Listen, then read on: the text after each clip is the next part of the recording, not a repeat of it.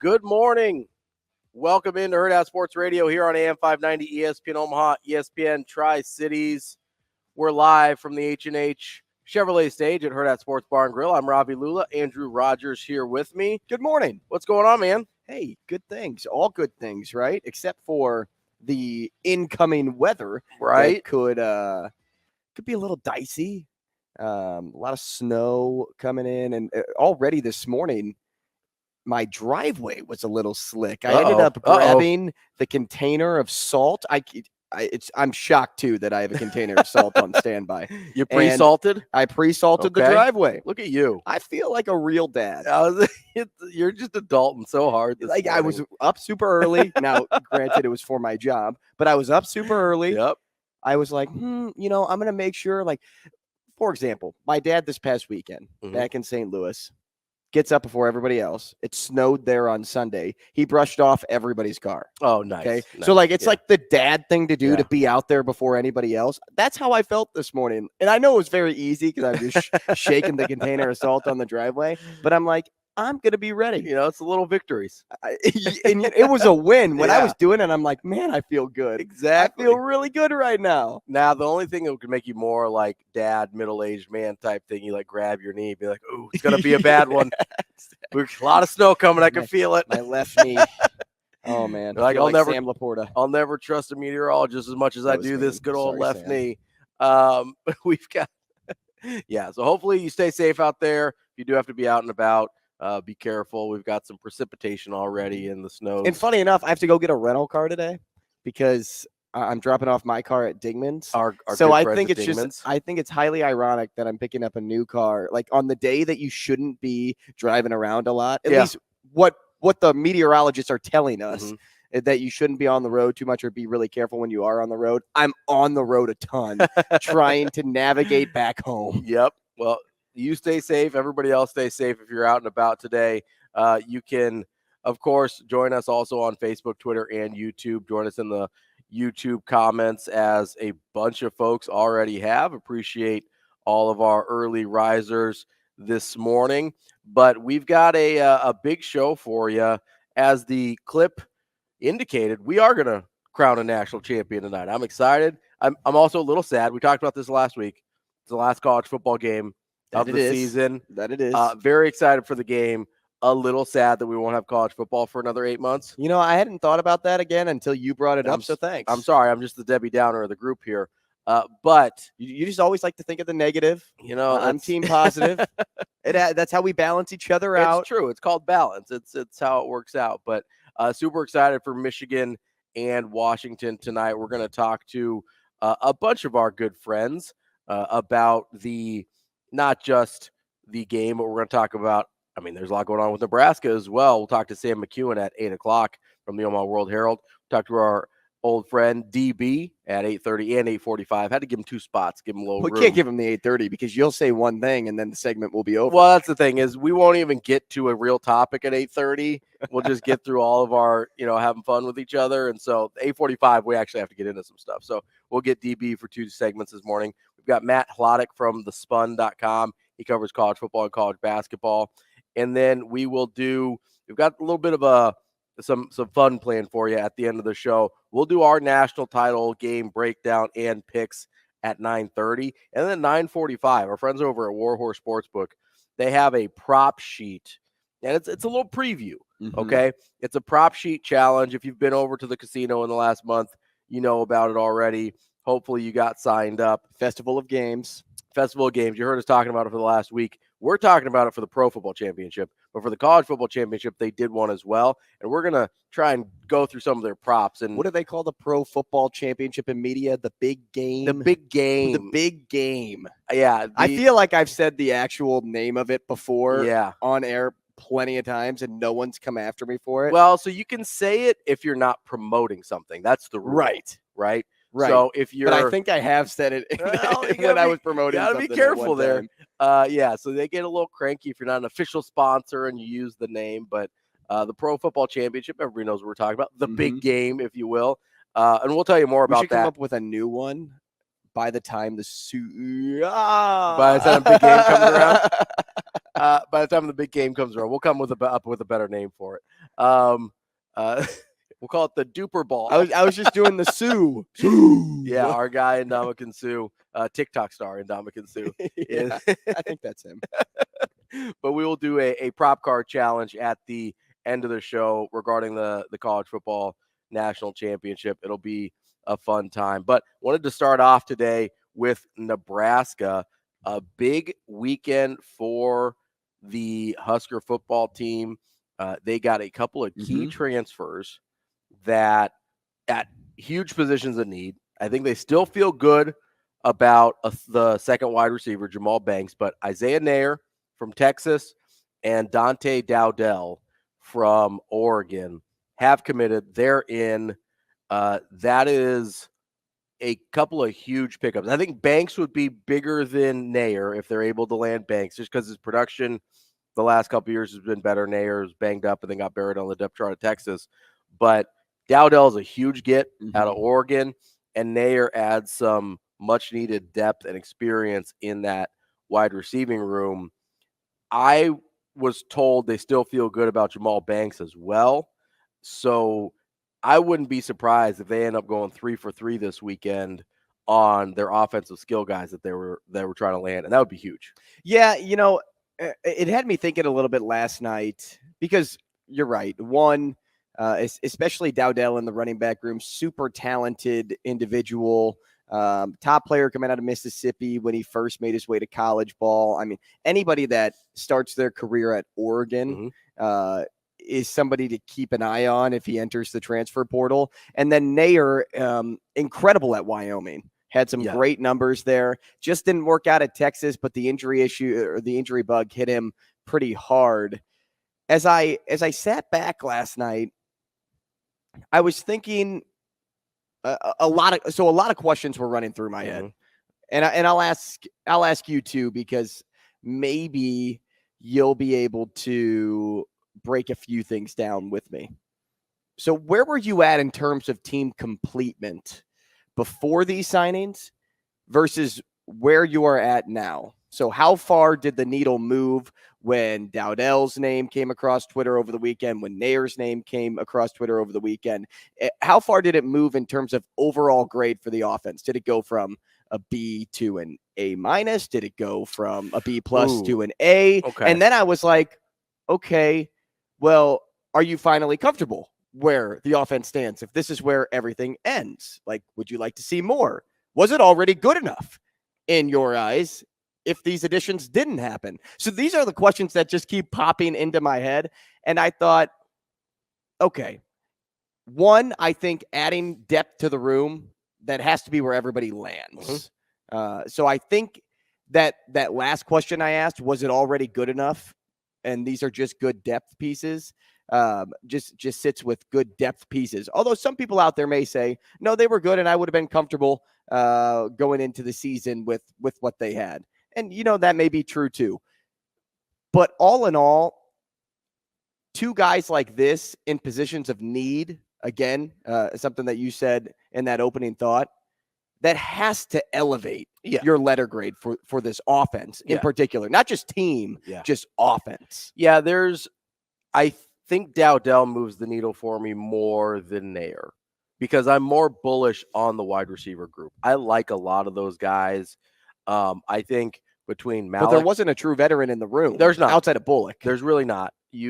But I like Coleman, Lloyd. They were the highest on Doss coming out of the fall camp before he got injured.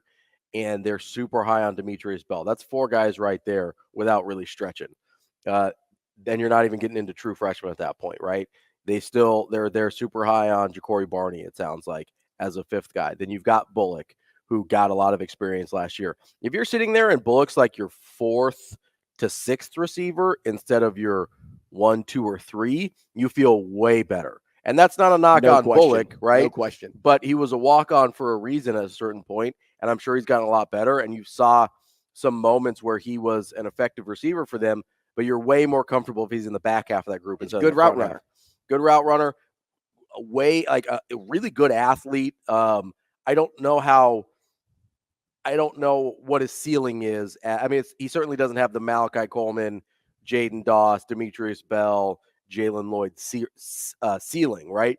So that's my more concern with Josh Bullock, or excuse me, Alex Bullock. Josh is on the other side. But who knows? Maybe it's John Bullock. John Bullock. Yeah, maybe John though moves again and goes to offense. Who knows? He was really good on defense. Please don't move. No, absolutely. Was Josh Bullock the old safety? Was it Josh and Daniel back in the 2000s? Is that who You're thinking of Josh. Okay, from back in the Pelini days, right? It sounds really familiar. Yes. Okay, I'm confusing never mind. I'm old. Anyway, you solved the mystery. Yeah, I just needed that in my head to make sense. But there's a guy named Josh Bullock that pitched at UNO. Was it him? No, I think Josh and Daniel Bullock played safety for Nebraska back in the mid 2000s. All right, let's do some digging. The best thing he did, yeah, the best thing about today is you can look something up in an instant, Ravi. Did you know that? It's terrific. Yeah, he was the second round pick of the Saints out of Nebraska. Okay, I feel better. Is that good? That's not bad. Yeah, he was very good, and then he had the counterpart back in the secondary named Daniel Bullock. Anyway, that's where I was getting confused. Thank you. We are done now on that. Anyway, so they've got stamp it in. Send it off. So I'm more bullish on the wide receiver group than I was on the running back group, just because I worry about the nature of the injuries that the two guys are coming back from. And so I didn't feel as solid on that. I like Emmett Johnson. I know they're really high on Quentin Ives. I'm not sure on Gabe Ervin because Gabe was the hip, right? It was Gabe's hip and Ramir's shoulder. They kept him out for the season.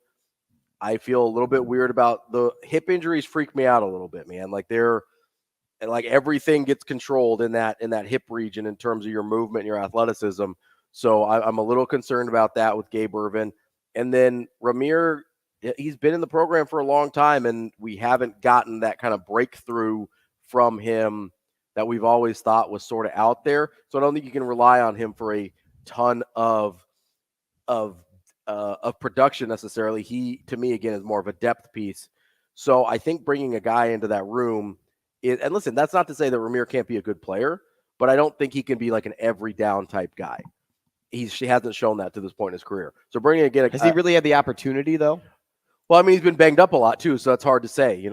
He's gotten banged up quite a bit. There's been different guys they've had kind of fascinations with, but there has been a couple opportunities where he was kind of tabbed the starter for stretches, and either because of injury or because of lack of production or whatever, it just didn't end up working out. So I think he can be kind of a nice third down back flex piece.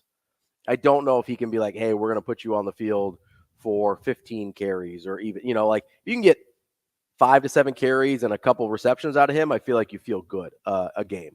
But adding Dowdell, big-bodied back, obviously highly recruited coming out of high school, didn't play a ton last year at Oregon, that's a huge piece there. The guy that's still dangling out there, Jamal Banks, that would be the biggest of the three because he's got a ton of production at a Power 5 school. That would be really, really big for them. But made some really nice catches over his career too. Of the guys that of Nair and Dowdell, it does move the needle for me in terms of what I think of the offense from probably, I'm going to say from a B- to a B. If they get Banks or another veteran wide receiver that has Power 5 production, that bumps it to a B+ for me. And then this is a weird one. If they get a backup quarterback that's not Heinrich Harburg, no offense to Heinrich Harburg, but you're going to have to, if Heinrich Harburg is your primary backup, you have to run a different offense than you're running for Dylan Raiola. Like Heinrich Harburg can't run that offense, whatever it is, right? And so if you get a backup quarterback that I can at least feel, listen, I don't need anybody crazy because the position you're asking them to come into, you're not going to get a real high-level guy out of the portal, right? But if you get somebody, I use this example with a buddy of mine over the weekend. If you get an Iowa-esque quarterback, a guy that can just keep it on the road for 2 games, if somebody gets banged up or something, or a quarter because somebody's got to retape an ankle or whatever, if you just get one of those guys, I would feel better. A guy that can not turn the ball over and at least semi-functionally run the offense without it just totally going into the ditch. I don't need you to be Dylan Raiola. I don't even need you to be a full-time Power 5 starter. I just need you to be a guy that can keep the car on the road for a little bit. And if you get that guy, all of a sudden I feel like an A- about the offense, which think about where we were even 2 months ago to say that you feel like the offense is an A-. Well, it helps when you get your quarterback. Yeah, it helps when you have the best when you quarterback. feel the biggest Yes. need It on helps, the field. Yes, 100%. I mean, that takes it from a D+ to that B- by itself, like we were talking Ravi, about. are you saying just instantly slot Dylan Raiola as your starting quarterback? I'm saying that's how I do it. If you're in the coaching staff, you can't do that. You got to see him take a snap first. But yeah, I fully expect him to be the starting quarterback day one. That's my New Year's resolution. Remember, Dylan Raiola, day one starting quarterback. I just don't think you can go into spring and be like, hey, everybody else in this room, he's our number one before we see him take a snap. Like, that's not going to go over well. Even if everybody knows it, it's one of those things. It's like, hey, that's not an out loud thought right now. Like, we don't say those out loud right now. Don't we talk about being honest and transparent with our guys? Listen, if I bet if Danny Kaelin came out for whatever reason, if Danny Kaelin came out and was better than Dylan Raiola and it was unquestionable, I guarantee you Matt Rule would start him. Guarantee it. I don't think there's a world in which that happens. So that's what we're talking about here, because there's a difference between being honest and transparent and being like, hey, whoever the best guy is going to win the job. That's true. There's also, I don't think, any world with the quarterbacks currently in the room where Dylan Raiola is not the best guy. There's no world that if a guy comes out and balls out more than another player that they wouldn't start. Well, that's what I mean, though. So that's you can be saying both things and have it still be true. Yeah. I still need Dylan Raiola to take a single spring practice snap before I name him my starter. You said a lot of good things, though, in that point. And one that really stuck out to me was the offenses that you'll have to run if you are Dylan Raiola. Yeah, if Harburg's your primary or backup. if you're Heinrich Harburg. Yeah. And right now it looks like Heinrich's going to be the primary backup. I think they want to redshirt Danny, yeah. And if that is the case, again, they're going to have to build more depth in that room. But two, just picture what the Saints do and think that's exactly how Nebraska will operate too. Because that's how they would use You have Harburg. a true pocket passer in Derek Carr, right? Dylan Raiola, more of a pocket passer than a scrambler. Then you have Taysom Hill and Heinrich Harburg, who essentially play the exact same thing. Absolutely, yeah. I don't know, and I think this would be interesting. Maybe somebody can look this up who's listening right now, what Taysom Hill's record is as the starting quarterback with the Saints, because I think that could be a good way to justify if when you make a change like that, if it's needed, say when Derek Carr was hurt this year, the change in offensive approach, how well that carries over in an instant. So if anybody can dig that up for me, I'd be curious because, yes, Heinrich's done it before, but Taysom Hill's done it before too. And then it's the same thing with if you are coming in as a backup, are you going to instantly build momentum or are you going to kind of slowly catch up to speed? So it looks like he has started 9 games in his career. He's 7-2 in those 9 games, but he has not started a game at quarterback since 2021. So it's been 2 full seasons at this point since he started a game at quarterback. But in 2020 and 2021, he started 9 games combined and went 7-2. Okay. The passing numbers are okay. They're not bad. I mean, the second year he threw 4 touchdowns, 5 interceptions, so you're not going to love that. So it's just kind of doing like extra credit. So so Nebraska needs to be prepared to do 2 things at once. They have to be the overachiever in school where, yes, they're studying for this one topic, which is Dylan Raiola in the spring, in the offseason. And then, worst case scenario, if it has to boil down to Heinrich, you have to also know how his offense operates opposed to how DR's operates. So being able to stay ahead of the curve, ahead of the game, that will highly benefit them, just like how the Saints work when Taysom Hill is the starter. Yeah, I mean, I would actually fully expect them to have some packages for Heinrich Harburg, whether that throughout the game, yeah. They'll mix some a few Taysom things Hill in. like packages where it's kind of a wildcat, it's a QB run situation. I don't expect, unless there is I really don't expect Heinrich Haarberg to be your primary backup quarterback next year. I think they will bring someone in for that role. Not to say that he wouldn't be capable for stretches to fill in if needed. I don't think they want to go that route in terms of just how different the offenses would have to be. Now, speaking of the offense, there is another rumor out there of someone that might be joining Nebraska, and that is former West Virginia, Houston. Is there another? Texas Tech OC. Yeah, Oklahoma State OC. Is it just the 2 head coaching jobs? It's just the 2 head coaching jobs the last 5 years. Dana Holgerson. If that name sounds familiar to you, it should. He's been the architect of some of the most explosive offenses that we've seen in college football over the last 20 years almost. I mean, if you want to go all the way back to the Oklahoma State and Texas Tech days as a coordinator, he is a disciple of the Mike Leach tree in terms of the spread offense. Yeah, he started at Texas Tech as wide receiver coach back in 2000 and was their offensive coordinator by 2005. So he is a certified offensive, savant, if you will. He knows what he's doing. He's been a head coach since 2011 and just recently left Houston. Got fired. I don't know. That was a little bit of a. It would be more of a. We pushed you out the door more than hey, I left on good terms. Right, and he's had some really, really good teams at both stops. He was seen in Lincoln at the wrestling match with the football team, and what was happening at that wrestling match? We'll get to that. We'll get more on Dana Holgerson, what he was maybe doing in Lincoln, and what the entire football team seemingly was doing at the Nebraska wrestling match. Yeah, Saturday. I'll tell you what, too, Ravi. What's that? When we come back, I'm going to give you 4 quarterback names, 4 Dana Holgerson quarterback names. Okay. And if Dylan Raiola can turn into any of them, I think you'll be pretty happy. You feel pretty good. We got more Hurrdat Sports Radio coming up next. Welcome back to Hurrdat Sports Radio here on AM 590 ESPN Omaha, ESPN Tri-Cities. Hope you are staying safe out there as the precipitation starts to come down. I don't think we actually have any snow yet. We've just got some cold rain, so be careful out there. Snow started at 8 or 8:30? Sometime around there.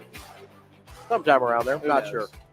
We are live on Twitter, Facebook, and YouTube. You can join us in the comments where apparently people need to be reminded again that production and talent are not the same thing. A couple of jabs in there about good old Trevor Lawrence, which I, stand by the talent, not the production. Hey, it's a different TK's thing. just here to ruffle your feathers, man. That's fine. Don't buy in. Some guy that we hope that will be both productive as he is talented is our guy Dylan Raiola. And how that happens is going to, I think, hinge a lot on the offensive staff that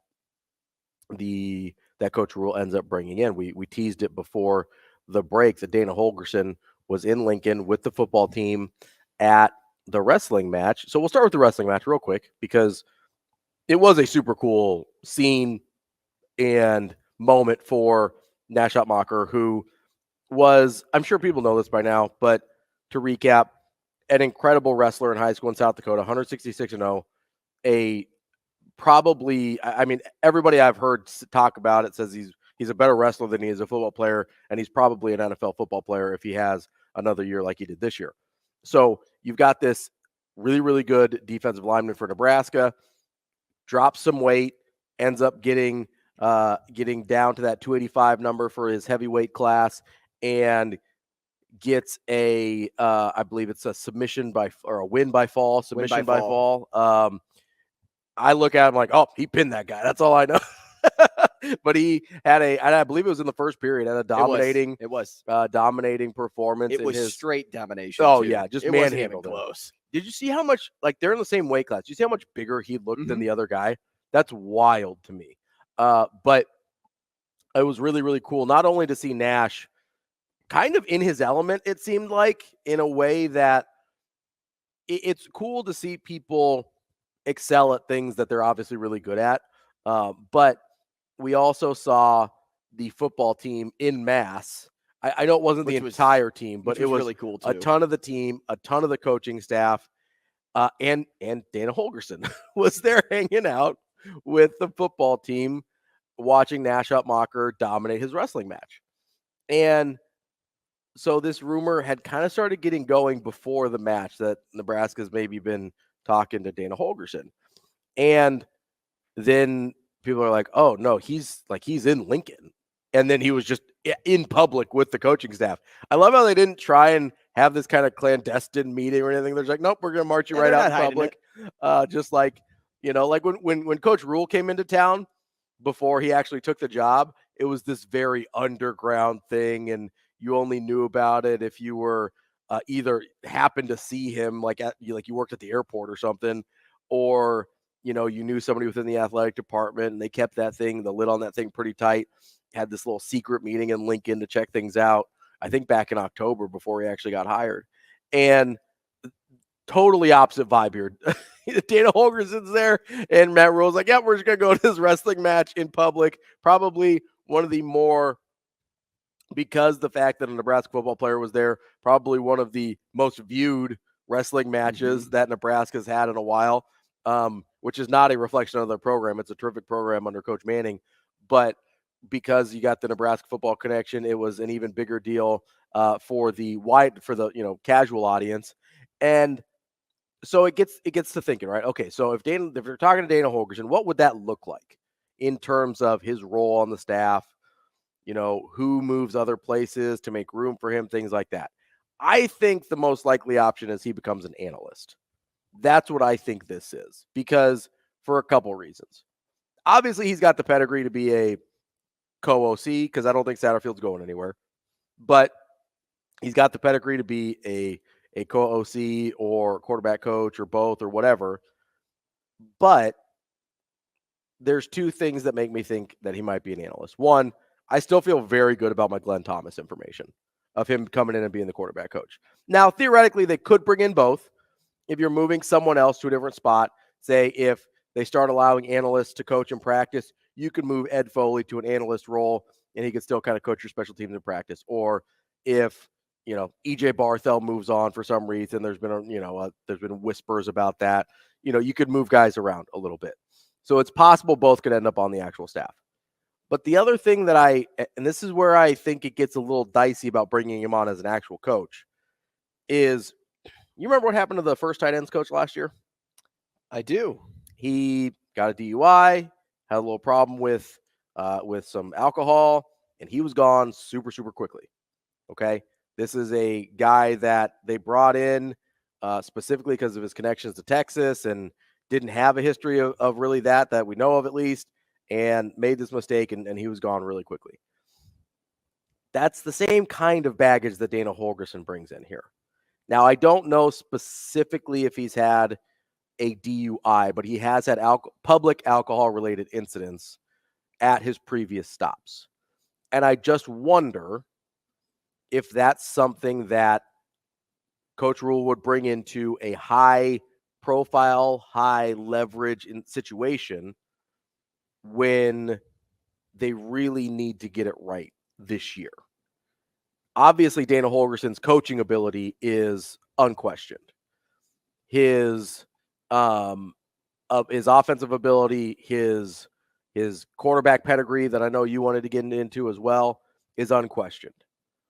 And I know Coach Rule believes in second chances and all that kind of stuff too. So I'm not saying it's impossible.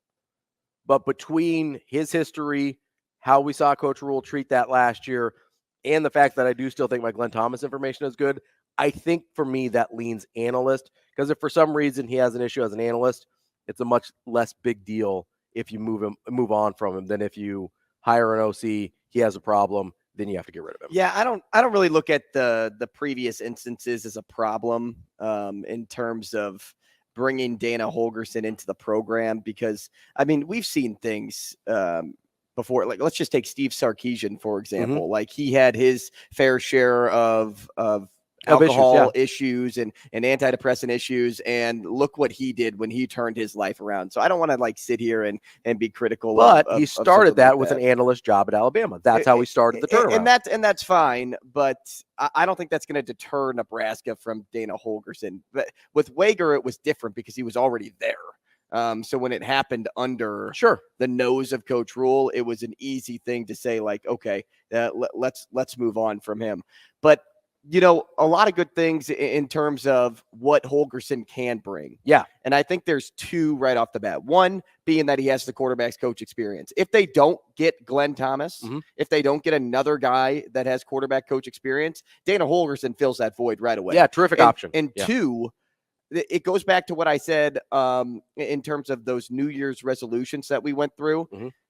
When I said keep a short leash on Coach Satterfield, it's kind of like planning ahead by having Holgerson in-house. Yeah, because whether he is an analyst or whether he does jump in as a co-OC or a quarterback coach, whatever, you have somebody right then and there to be like, all right, man, like we tried this, it didn't work out, we're going to move on, but we don't really have to move on in a way where we turn over everything because we have a guy that we've been in-house grooming to what we want this offense to look like and what he can bring. So I think made millions as a play caller. Like that's like he's made his entire career as a play caller. So I think it's really smart what Coach Rule is doing. And the second point to that too is this. And I had mentioned that there were some quarterbacks that Dana Holgerson produced at his previous stops. If Dylan Raiola can become one of these four, Nebraska football is going to be back. They will be back. His last stop at Houston, he had Clayton Tune. And Clayton Tune didn't have the best, like, super senior season, but the season before, or was it 2021? When did they go 12-2? 2021, they went 12-2. When they went 12-2 in 2020, Clayton Tune was awesome. Yeah. He was absolutely and his career numbers are incredible. Yeah, he's got great college career numbers. Before that, he was at West Virginia. Who did West Virginia have? A guy by the name of Will Greer. And his numbers were sick. He also had Geno Smith on the front end of that. Yes, he did. And so, but I'm going to stick with Will Greer just at the West Virginia stop to go with my 4 here. But Geno Smith is a great tack on. Brandon Whedon at Oklahoma State. Yep. When he was the OC there. And then how about Case Keenum at his first stop at Houston? Who is Case Keenum? Oh, just the all-time total passing yards and touchdown leader as a college quarterback. Don't forget about Graham Harrell when he was at Texas Tech as well. Hey, we can keep going down the list. We certainly can. More Hurrdat Sports Radio coming up next. Wrapping up hour number 1 here on Hurrdat Sports Radio on a Monday morning here on AM 590 ESPN Omaha, ESPN Tri-Cities. We are live from the H&A Chevrolet stage at Hurrdat Sports Bar and Grill. We are also live on Facebook, Twitter, and YouTube. Make sure you check out the comment section over there. We've got some people chiming in on the offense. A lot of people chiming in. TK chimes in regarding the offensive kind of prowess of Dana Holgerson, who we were talking about in the last segment. He says, all those numbers are great and all, but we need our offense, in my opinion, to look like Michigan, run first, pass second, all the passes are highly efficient plays. I don't disagree. I also think that having an offense where you run dramatically more than you pass is a waste of having a 5-star quarterback. I'm not saying it has to be an air raid system, and I don't think Coach Rule would want to do that. But if you go back and look, especially at some of his West Virginia teams, Holgerson was very good at playing to the strengths of his teams. There were some years where the rushing offense, I can't remember which year it was, but there was one year where I believe he really leaned into the rushing offense because that's where the talent of his team led him. I don't think it is a Mark Whipple situation where he has no interest in running the football whatsoever. I also don't think Coach Rule would bring someone in like that. That doesn't seem to be his brand of physical football. And so I think what you want Dana Holgerson for is passing game concepts. You're talking about highly efficient passes. Nobody has more highly efficient passes than the air raid offense. That's what it's built on. That's what it does. Like, that's the entire point of the air raid offense. So bringing in a guy with those principles, to me, makes a ton of sense. Now, I agree. I don't want to see a Texas Tech offense probably next year at Nebraska. I want to see more physicality. I want to see the running game leaned into a little bit more. I don't think throwing the ball 60, 70 times is right, because that's how you control the game. Yes. By staying a little more 50-50. And everything that Coach Rule has talked about is controlling the game, being physical, all of those things. So I don't think you need to worry about, oh no, all of a sudden we're going to see, a Texas Tech offense or a Houston offense or whatever. To me, this is more about passing game concepts. And the air raid passing game concepts are as good as anybody's. I think that's where you need to focus with this Dana Holgerson thing. Yeah, well, I don't want to say that Dylan Raiola would be a waste of a 5-star if they did run the ball more than they threw, because if you look at J.J. McCarthy, like, I know he was a 4-star coming out of high school, but you can pretty much highly related guy. You could consider him a 5-star at this point. Yeah. Because if he entered the transfer portal, he would be a 5-star. Oh, yeah, for sure. So, but no one would call him a waste at Michigan for how they've used him. I mean, shoot, he was almost the Heisman Trophy winner this year. So, like, I don't think that's as big of a worry. I know where you're going with the concept portion of it, because I think that's really important. But in terms of what Dana Holgerson can really bring, I think it's just more development at that quarterback position, because he knows how to do that, and he knows how to make those quarterbacks successful. Because even at those previous stops, right, we'll dismiss some of those Houston examples, because Case Keenum threw the ball an absolute boatload. Yeah. Right. Yeah. Like a crazy amount. He wouldn't be the total passing yards leader if he didn't. But to have numbers kind of like what you saw, Will Greer's numbers his senior season were similar to what Bo Nix did this year.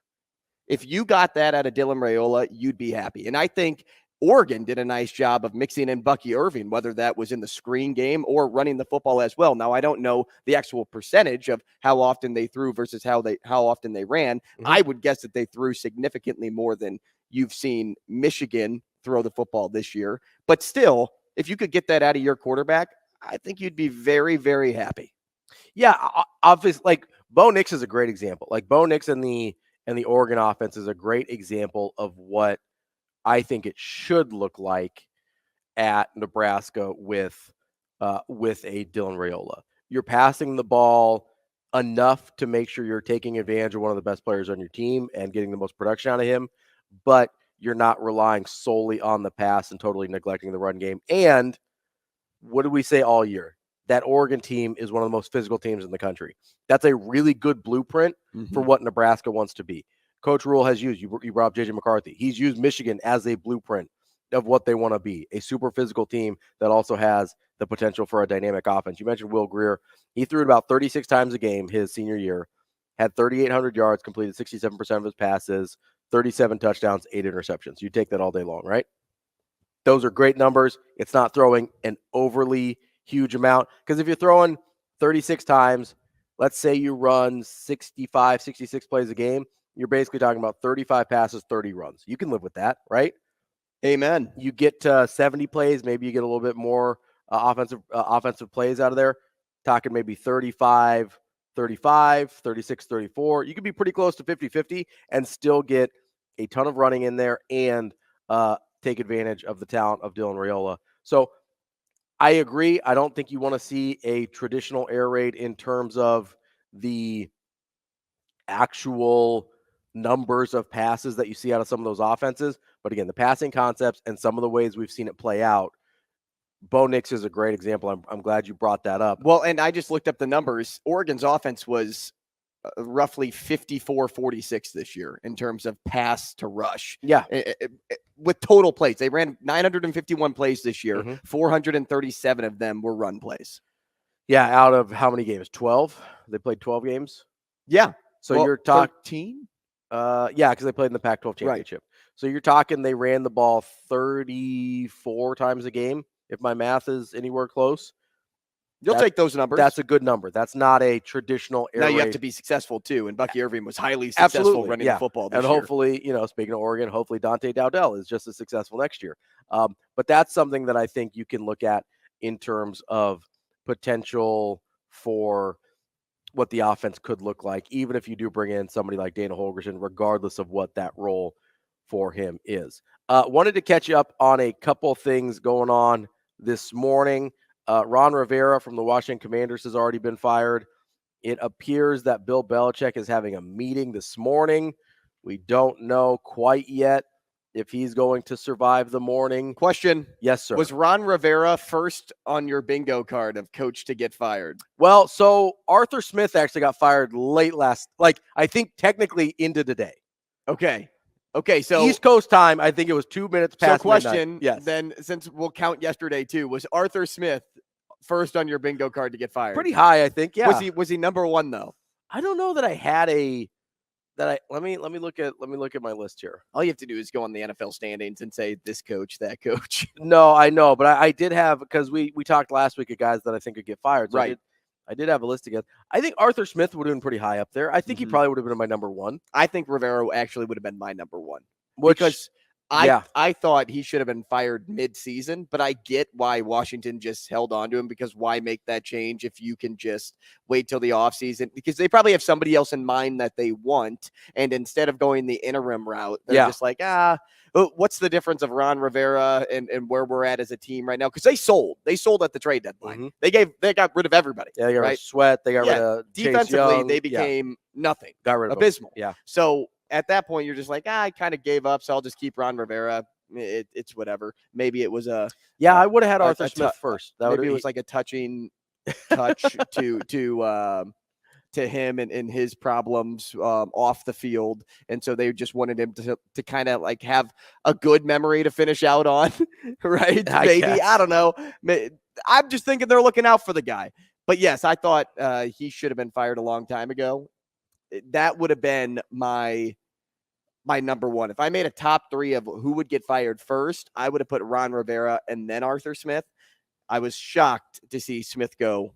Well, I wasn't shocked to see him go, but before Ron Rivera. Yeah, I would have gone Smith because I felt like Atlanta maybe should have been better than Washington was. So I didn't think that Rivera may necessarily underperform to the degree that Ron Rivera. They need a quarterback. They do. I mean, both of them need quarterbacks. I don't know if Sam Howell's the answer. He looked like it for a little while. Yeah. He looked like it more than Desmond Ritter certainly is not. I don't know that Sam Howell is. I don't think so. I just don't know either, though. Sam Howell has who? Terry McLaurin. Yeah. Right? Mm-hmm. Logan Thomas is doctor injury. Yep. Jahan Dotson had like a really decent rookie season last year and then kind of just stalled. Do they still have Curtis Samuel? They do still have Curtis Samuel. He didn't have as big of a year as he had last season. No, he ended up, he did okay. He had 62 receptions. And but Sam had some good yards. moments where he had some big games where he threw for close to 300 yards, if not more. Yeah. But how much time did he actually have to throw the football this year? Yeah, I'd like to know where he falls on the sack list. Sure. Versus how efficient he was. He got sacked as a quarterback. 61 times. Or 65 times, excuse me. That's a lot. It is a lot. He also threw 21 interceptions, which is But when you're sacked 61 times and you're forced to get rid of the ball early, sometimes you're either forcing it into a window or you get it, tipped or blocked at the line, or you're rushing your throw and then you make an errant throw because of it. Yeah. I don't know. When I was watching him, I don't know if I think he's the guy. He put up good numbers for stretches. He threw for a lot of yards. I don't know if I'm Washington, I don't know if I look at that guy and say, yep, that's my guy moving forward into, whatever this rebuild ends up looking like. I know Desmond Ritter's not the guy if you're Atlanta. But I thought Arthur Smith, listen, they both got fired for a reason. It's probably a coin flip which one deserved it more or deserved it first. But Arthur Smith was, at least on the East Coast, was our winner at back at 12:02 a.m. Eastern time when he got fired. So coming up next, we will talk to our guy, Sam McKewon. Got a lot to catch up on with Nebraska football, as well as Nebraska basketball with a disappointing showing at Wisconsin over the weekend. We will get to all that and more coming up next on Hurrdat Sports Radio. Kicking off hour number 3 here on Hurrdat. Hour number 2, not hour number 3. Hour number 2, it's a Monday. Give me a break. Kicking off hour number 2 here on Hurrdat Sports Radio on AM 590, ESPN Omaha, ESPN Tri-Cities. Joining us now on the Warhorse Sportsbook Hotline is Sam McKewon from the Omaha World-Herald. Sam, how are you this morning? I'm good. How are you guys? What's up, Sam? We're doing. Hey, what's up? We're doing well. Hope you enjoyed your holidays. We haven't talked to you in a hot minute because we've been off for a couple Mondays. It has been a while. So it is good to catch back up I need with my you, Sam Sam. McKewon fix. Lots been going on with Nebraska, so plenty to talk to you about today. But let's start off with the transfer portal. Nebraska landing a couple skill position players in Isaiah Nair and Dante Dowdell. In your opinion, how much does that go to Nebraska having completed what they need on offense before the fall? Well, I think they could potentially get – they're probably still going to try to get that Wake Forest receiver. Yep. He's got more options available to him. I don't think we'll know for sure what he's going to do until, I don't know, this week. But, I think, on the offensive side of the ball, you're close. You'll always kick the tires on whatever happens in the portal come spring, because you don't know which guys are going to leave. I mean, you can't guarantee that everybody's going to be there. So, you always have to gauge that part of it and assess, where you think the program's going to be. But, they're pretty close to probably where they want to be. They got to get a lot better. I mean, there's just no question about it. I think Dowdell is somebody who could maybe come in and play right away, different kind of back than even Irvin. Gabe is a large guy, but he's not 6'2" and 220. Dowdell is a little bit taller, and so a little bit different back. And I think a true downhill guy. I think Gabe Irvin is a little bit of that, but not entirely. This guy's kind of a glider, and he kind of he runs under his pads and is kind of a rumbler, that way. Glides, but he's also just sort of a bowling ball, whereas Irvin likes to make moves. And so Dowdell's a little bit different from everybody they got. And it'll be interesting to see how he fits in. And then, the receiver, if he's healthy, I think you picked up a really good player. Obviously, Nebraska feels like he will be, or he wouldn't be joining the team. Sam, you went through a long list of traits there for Dowdell, and you're right. With Nair, it's hard to assess because he's been off the field for over a year now, derailed by that injury. I think it was an ACL. Yeah. But let's just say in this scenario, in a perfect world, both guys are healthy. Who do you think will have, just out of these two guys, because I want to leave Banks off the list until we know more about his status. Who do you think will have the greater impact in their particular room in 2024? Probably the running back. Yeah, I think he's got an opportunity to play right away. Nair certainly could. I don't know that I would describe him as a slot receiver. So, I think there's some outside guys who also compete for time. And so, I'd say Dowdell, if he's healthy and he's ready to roll, I think he's a player who could make an immediate impact in Nebraska's offense. We're talking with Sam McKewon from the Omaha World-Herald. Another guy that could potentially make an impact on Nebraska's offense was seen with the football team at the wrestling match on Saturday. That's Dana Holgerson. What were your thoughts when you first started hearing and then seeing that Nebraska was talking to Dana Holgerson? It's an interesting one, and for a couple of reasons. I think for the first reason, what's the role? What exactly is it? This is not typically a guy that doesn't call plays. Mm-hmm. So he's been doing that pretty much for a long time and likes doing it and has honestly been good at doing it. Now the offense that he runs is a little different from what Nebraska's doing, or what even they've stated they want to do. I mean, the San Francisco 49ers is not really what Holgerson's been doing in his time. That stands out to you. So exactly how do they want to incorporate, what's the role? To be clear, this guy could come in and be an analyst. I mean, or a high level, quality control person for a year to mitigate his salary. That kind of thing. I mean, there's always ways that you can execute that, and he can be a resource for this program, and not necessarily be a game day guy. He can kind of spend a year within this deal and give his thoughts and share it. If it's an offensive coordinator quarterback role, and I tend to believe that's what he's looking for, then what does that look like? How does that all shake out? The co-offensive coordinator role. What does the pass game look like? There's certain things that are true of an air raid system, not bad things. There's things about that system that really work, but there's certain things that are true in terms of its principles that you would incorporate. Where does Satterfield fit in? All those things, I think, are the things that come up. Holgerson has a good track record with quarterbacks. He does. I mean, it's really good, actually. And, a lot of times people would be like, well, Lincoln Riley. Sure, yeah, of course. But Lincoln Riley did that at Oklahoma and USC. And, Dana Holgerson has developed NFL quarterbacks at Houston and West Virginia and Oklahoma State and West Virginia again and Houston again. Like, these are not, superstar places. And they're big name guys. Yeah, I don't. If you were to ask Geno Smith now, how much did Dana Holgerson change your life? I don't know what he would say. But Geno Smith wasn't probably not going to the NFL before Holgerson got there. Case Keenum obviously was shaped by Holgerson. Brandon Whedon, who wasn't very good in the NFL, but came to the first round pick though. Late. He was. So like all of these players, there's a really good track record there, and it's a different kind of track record than maybe again Lincoln Riley. But so what?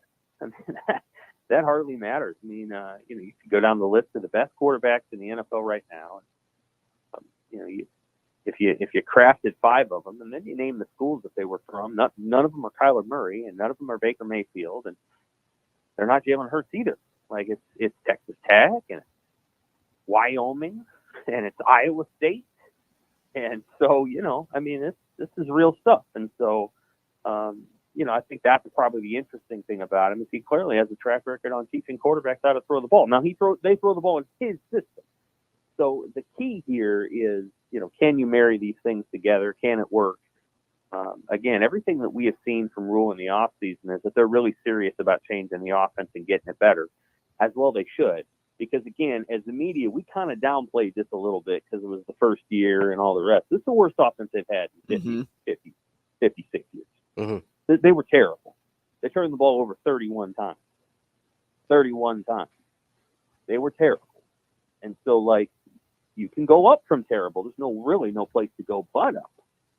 But you cannot sugarcoat 31 turnovers, and I don't know how many of them came from the quarterback, but the quarterback play was perhaps the worst in the country, certainly the worst in Power 5, this side of Iowa City. And Nebraska benefits from the fact that Iowa was so bad that Nebraska doesn't look bad in comparison. But that's the only other team that played this poorly. I think there were 22 teams, 22 that scored. I can't remember what the number is. 21 or fewer points this year. I don't know if it's 22 or whatever. I put it in my column today. Only Iowa had a winning record. That's it. So you don't score less than 21 points a game and win games unless you're Iowa. They're the only one. So unless you want to do that and do what they're trying to do, which I don't think you want to try to do, then you better score some points. Sam, could you look at this move as potentially a way for Nebraska to make it easier to move on from Satterfield if that time came? And I kind of asked that in terms of a smooth transition, because you said it, Holgerson's been calling plays his entire life. Yes, he has experience as a quarterback's coach as well. But say things don't go well with Satterfield again. Is this kind of, could it be looked at as a way if they bring Dana Holgerson in as, well, we have our guy in the room who knows how we want to operate, and this is the easiest way to transition? I don't think so, and I'm not trying to disagree with you, but I don't know that Dana Holgerson will be there that long if he weren't here. I don't think so. I think he wants to be a head coach, obviously, and what happened in Houston this year. First of all, how do I put this? The leadership down there can do what they want to do. And they said they fired him because, and maybe rightfully so, they looked at his recruiting class and they're like, you're not getting it done, and we don't know what you're doing. And so, but to be clear, they were 8-5 2 years ago, and he was fine.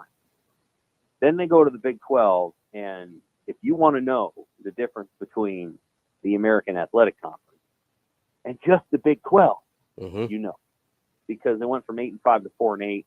I think UCF was the only one of those 4 teams that won a bowl game. Cincinnati sucked. It's a whole different thing, which is why, you know, we're going to get the AP poll tonight, and I'm sure Liberty's going to be in there somewhere, and Liberty would go 2-10 in the Big 12. But, like, I'm sure Liberty will be ranked by bunches of people. They'll be like, well, look at the team. They won 13 and they lost 45-6, and they could have lost 78-6. People. Like, and I used to be this person too. Like, I used to go, oh, look at all the wins. And then about 5 years ago, I stopped. And I'm like, I'm not ranking these teams anymore. I'm not doing it because they're not very good. Like, they're not good relative to the power conference teams. And I would make an exception for the Mountain West because the Mountain West is so much better.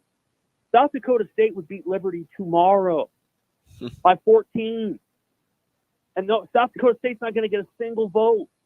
And that team's better than Liberty and better than James Madison. You won't rank them, but like even South Dakota State, if you put them in the Big Ten, they go like, I don't know, 7-5. Like, it's just too hard. People don't really get it. And so, you know, he goes to the Big 12, they go 4-8. I guess he's the scapegoat for it. They got a new president. I think the new president didn't really want to deal with it, so they let him go. But he's going to be a head coach somewhere else. Like, that's not going to take him long to do. And I don't know where he's going to go, but a guy like that, I mean, they score too many points, and his offense is too much fun, and it puts too many butts in the seats. So he got them a $140 million football building. He did. It was him that did it because, you know, his predecessor, Manager Alpolite, was fired, and he got him a $140 million football building. And so he's going to go somewhere else and get some other school a $140 million football building. So, no, I don't think he's a long-term answer. I think he is, if you're going to bring him in, it may be as a year or two, and then he's going to go off, and some school's going to hire him. I think it's more reflective of where Rule's at. Like, they want to bring in as many minds as possible, and I don't know that I don't know if you can massage this thing to be exactly the role you want it to be. But, you know, again, I'll reel it back too. I don't think Marcus Satterfield was doing everything he wanted to do this most recent year. To be really honest with you, I don't think that was like his. Yeah, let's go run the load option. Like, I don't know that was his thing. And so, like, I think the HC has to get out of the way, and you got to turn off the film from the 1992 season, and like you got to let your people do what they want to do, or you just got to do it.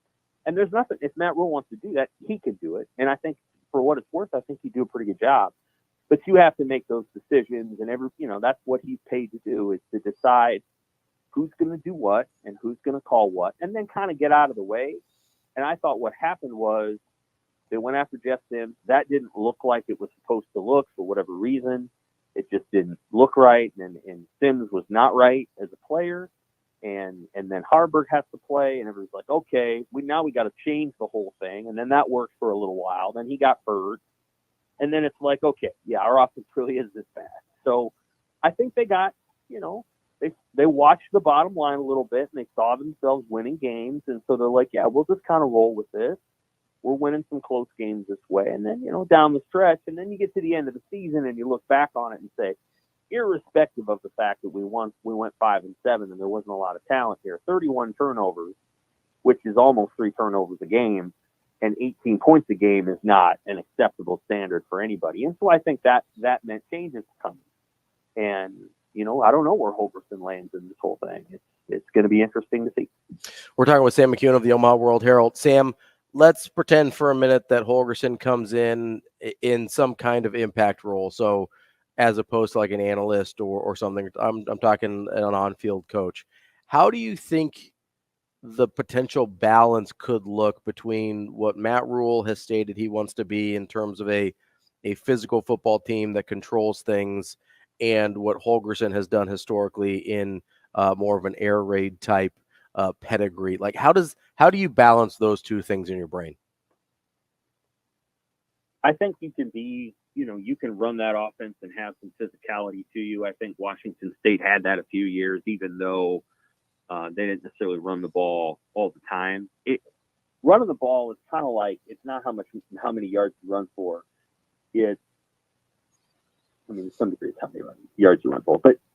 But it's almost also like, okay, who are you going to be when you have to run the ball? Can you run the ball? And when you got to get in 4 or 6 minute offense, are you able to do that? So, Houston only ran for 120 yards a game, 4 yards a carry, which isn't bad. Mm-hmm. I mean, that's not bad. You can live with that.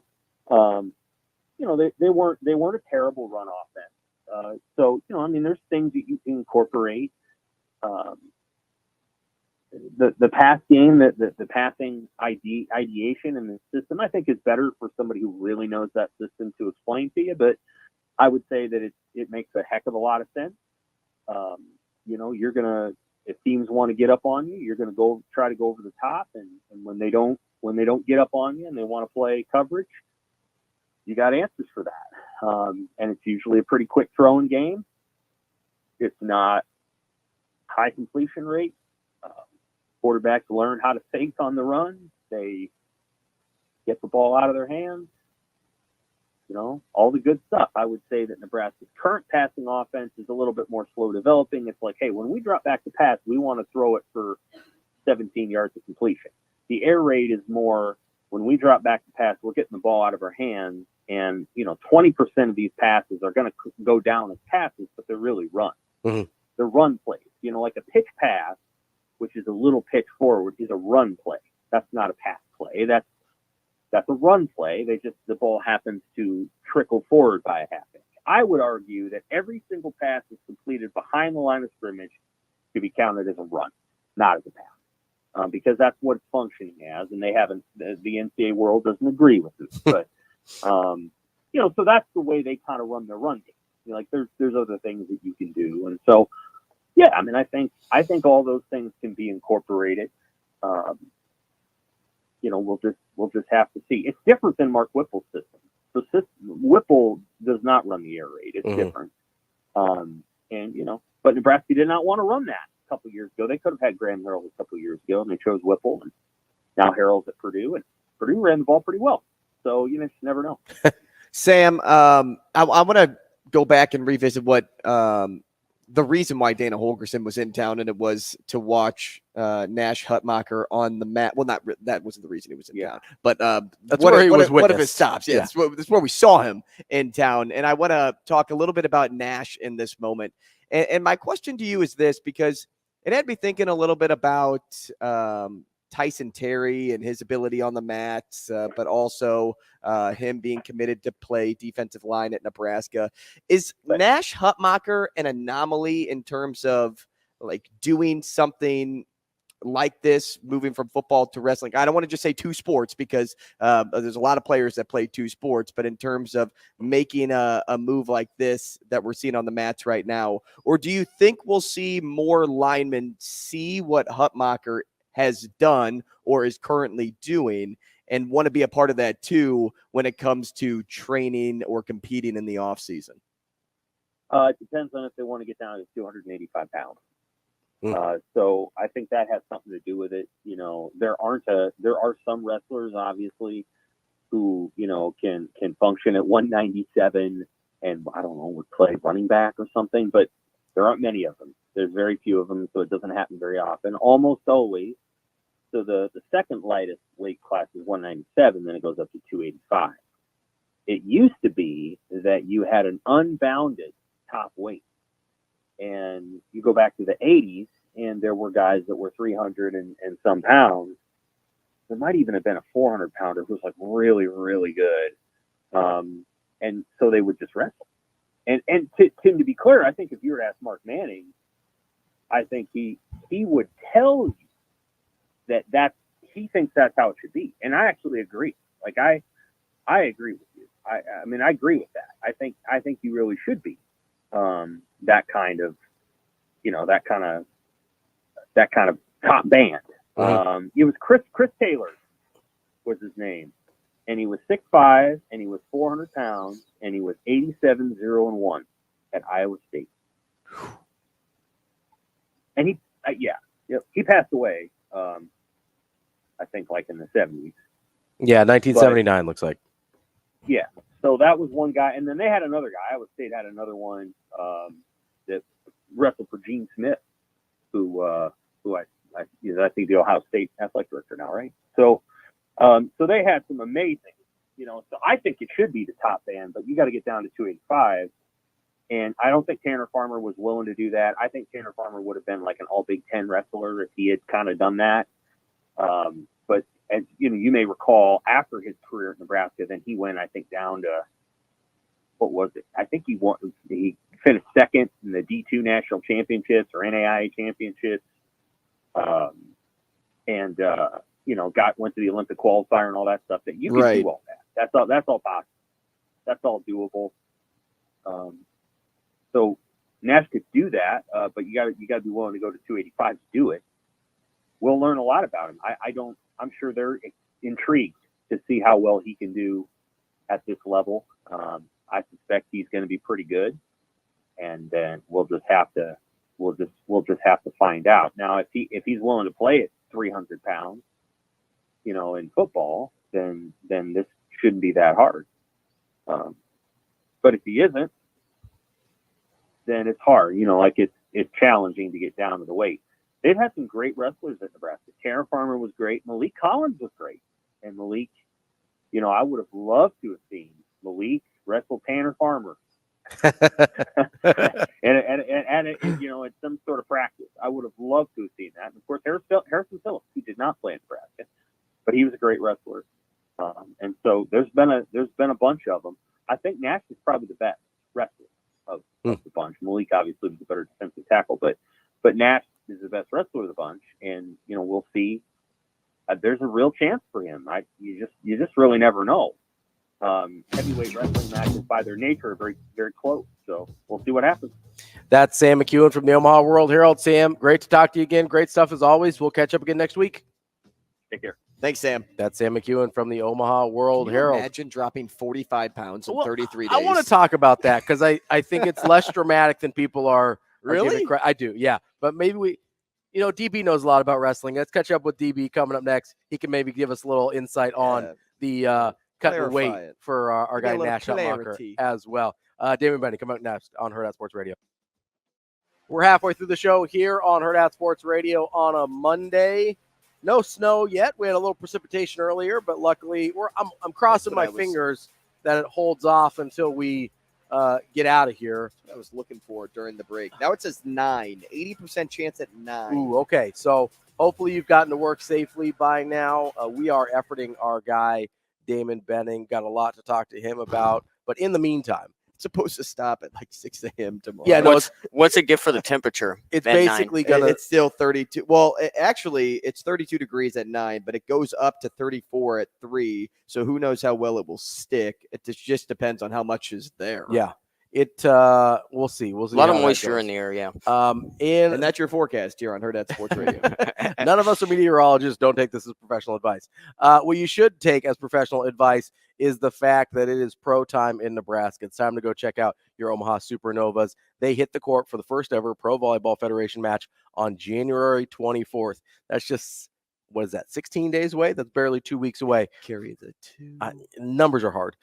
We will be kicking that off at the CHI Health Center at 7 p.m. on January 24th against the Atlanta Vibe. Go to supernovas.com to secure either season or single match tickets, which are now available. You can witness world-class talent as the Supernovas host the Atlanta Vibe for the first ever match of the Pro Volleyball Federation. There's going to be NCAA champions, All-Americans, Olympians. Join the volleyball movement sweeping across the country and see your Major League Volleyball team, the Omaha Supernovas. Again, that's supernovas.com for tickets. As we wait for DB here, we were We were kind of talking about weight during the break. Well, we were talking, we were talking about Nash Hutmacher and his weight, and I mentioned before the break that I don't think that 45 pounds is as big of a deal as some people are making it out to be, because if you follow UFC or boxing or any of these things, you see how dramatic those guys cut water weight right before a fight. For instance, a lot of the guys that fight around like 145, 150 will walk around. Their walk around weight is a good 15 pounds heavier than that number, but they have their methods with like dehydrating themselves and, the sauna suits. And I'm sure there's different methods now. Those are kind of the old school ways, but you basically just dehydrate yourself. You get down to that weight for however long, you rehydrate. So my guess is Nash Hutmacher, to get to that 285 number, is probably still walking around at 300 pounds. Now, that's still a big number to lose. That's still 30 pounds in less than 6 weeks, basically. So that's still a big number to lose. Now, was he actually walking, or was he actually playing at a full 330 by the end of the season? Maybe, I don't know. But what I said to you was, there's basic, in my mind, and we see this with guys when they retire. There's two kinds of offensive linemen. There's the guys that have to work really, really hard to keep the weight off. They're just naturally big guys, and football keeps them in shape. And then you have the guys that are naturally leaner and have to work really hard to put the weight on. I don't know which Nash is, but if he's the second, losing that weight would be pretty easy for him because it's unnatural. But if he's the first, it's a miracle. I assume he's not the first because it happened. Like, I don't know. Like you're talking about, this is all speculation because who really knows? Yeah, unless you're him. Unless you're him. Or when he retires, whether it's 2 years from now or 10 years from now in the NFL. He opens up about it. Well, and we'll just see him, right? Yeah. You see these linemen that retire, like Joe Thomas, is unrecognizable. One of the best offensive tackles of all time. Unrecognizable now because he's so lean. You see lots of these guys that either lean up or they get really big because they're not doing the activity to stay in shape all the time. Most people, like Ndamukong Suh's a weird outlier, I think. Although I think where he just kind of sits at that weight. He kind of just sits at like a lean 300, which is a weird thing to say, but he looks like he's in good shape. He doesn't like balloon up. Now I think he maybe thought he was going to play at some point this year too, so he was probably still kind of on the football like workouts and regimen there. But you watch these guys, just wait a couple years till after they retire. That's when you find out what kind of body type they actually have. And my guess is, based on the numbers that we've seen here, Nash has to work really hard to keep the weight on. So when you just stop working that hard, like the 30 pounds comes out pretty easy. And it's not hard to fast. Like, yes, it is a little bit if you're so used to eating a full pizza or 12 eggs in one sitting and you have to cut everything in half. But in this case, he'll just probably sit hungry a little bit. and that's that, because you're right. It isn't too hard to hold off weight if you're not intaking as much food. Now, something that had me thinking though was there's no way he gets back up to 330 next season. If he's working out like this, I mean, maybe he does, but that would require a lot of weight to put back on. I think wrestling ends in March.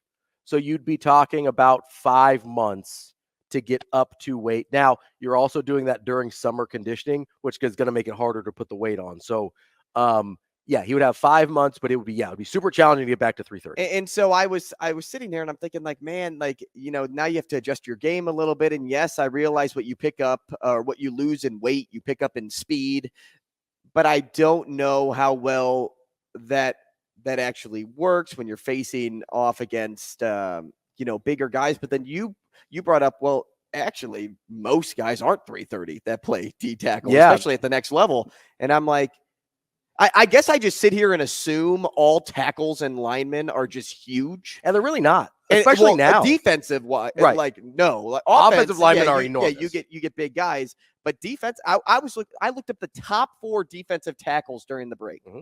Aaron Donald's number 1, and he's 284. Yeah, well, that's just he's an outlier because he's a freak. That's just crazy. Yeah. But the next 3 weigh from 305 to 310. Yeah, the next 3, and that is Hargrave.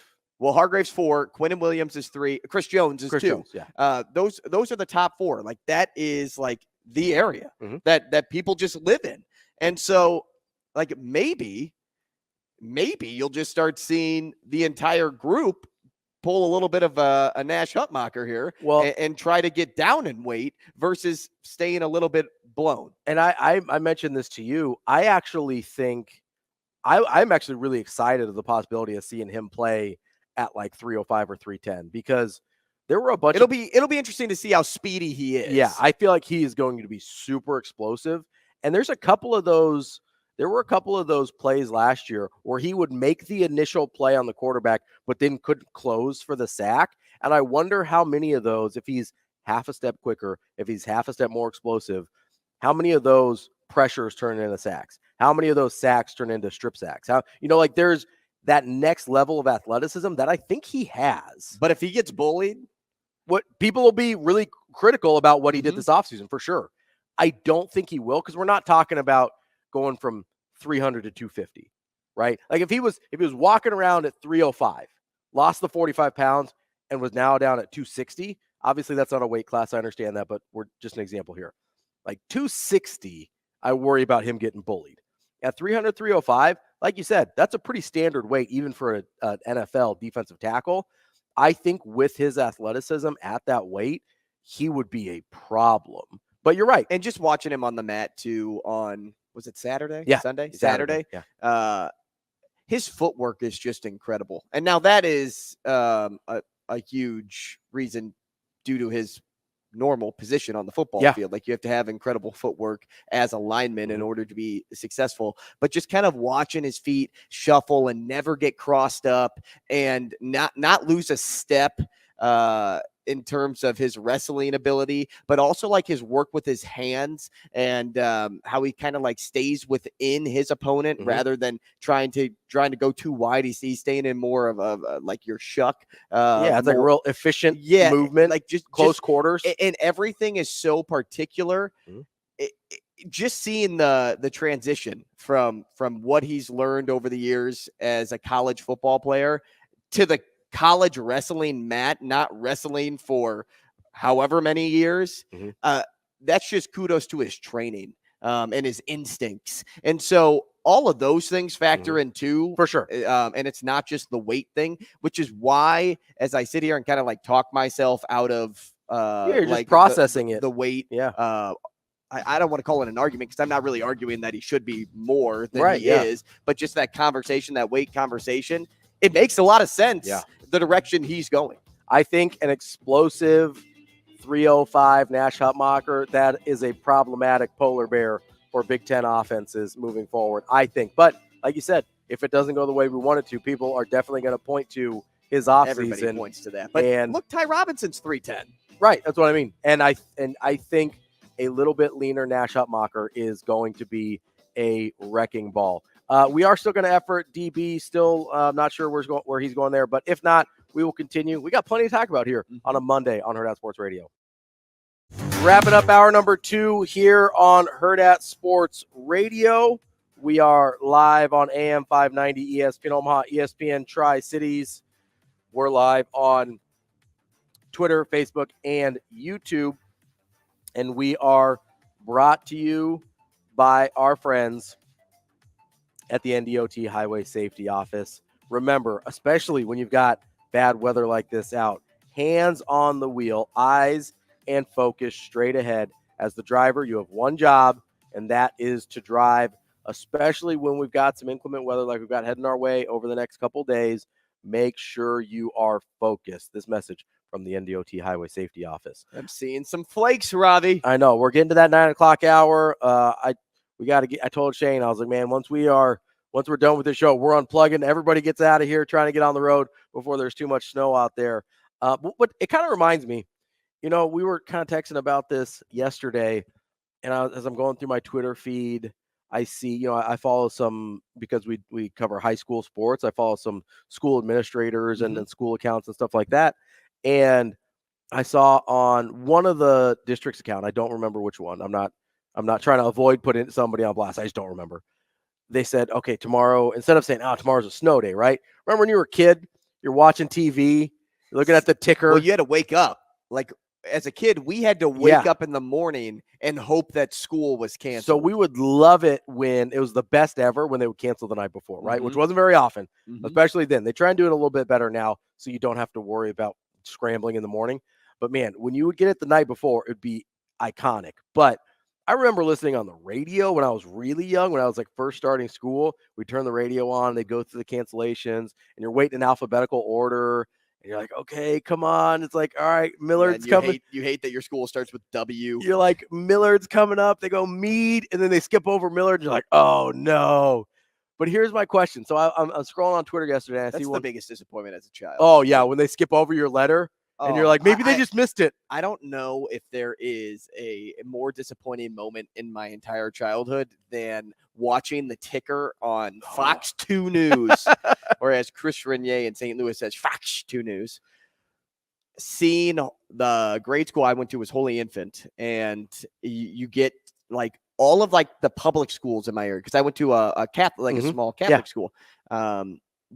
I lived in the Parkway School District, and Rockwood was the school district next to ours. You see Parkway come across, because like when you join the ticker, like sometimes you're not always at the beginning. You're just random. So like we join halfway through, and then you see Parkway's off, and you're like, oh my gosh, that's our area. Yeah, that's where we live. That's in our neck of the woods. And then you see Rockwood cancel too. Like, that's the next and you're one. like, oh my gosh, so it's guaranteed. And then you're watching it all the way to make sure that yours is canceled. Dude, Holy Infant never canceled. I was so mad.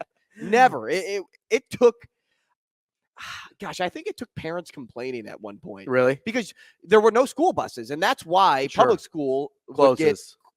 Closed more times than private, is because, you have parents that are dropping, their kids off. But if weather's bad and buses are not going, why would they still want parents dropping their kids off at school? So that's why I think we ended up getting more snow days. I could have made that up too, but that's how I remember my childhood. Here locally, it was always you're waiting for OPS to cancel, because OPS was the biggest district. If OPS canceled, everybody else would cancel, right?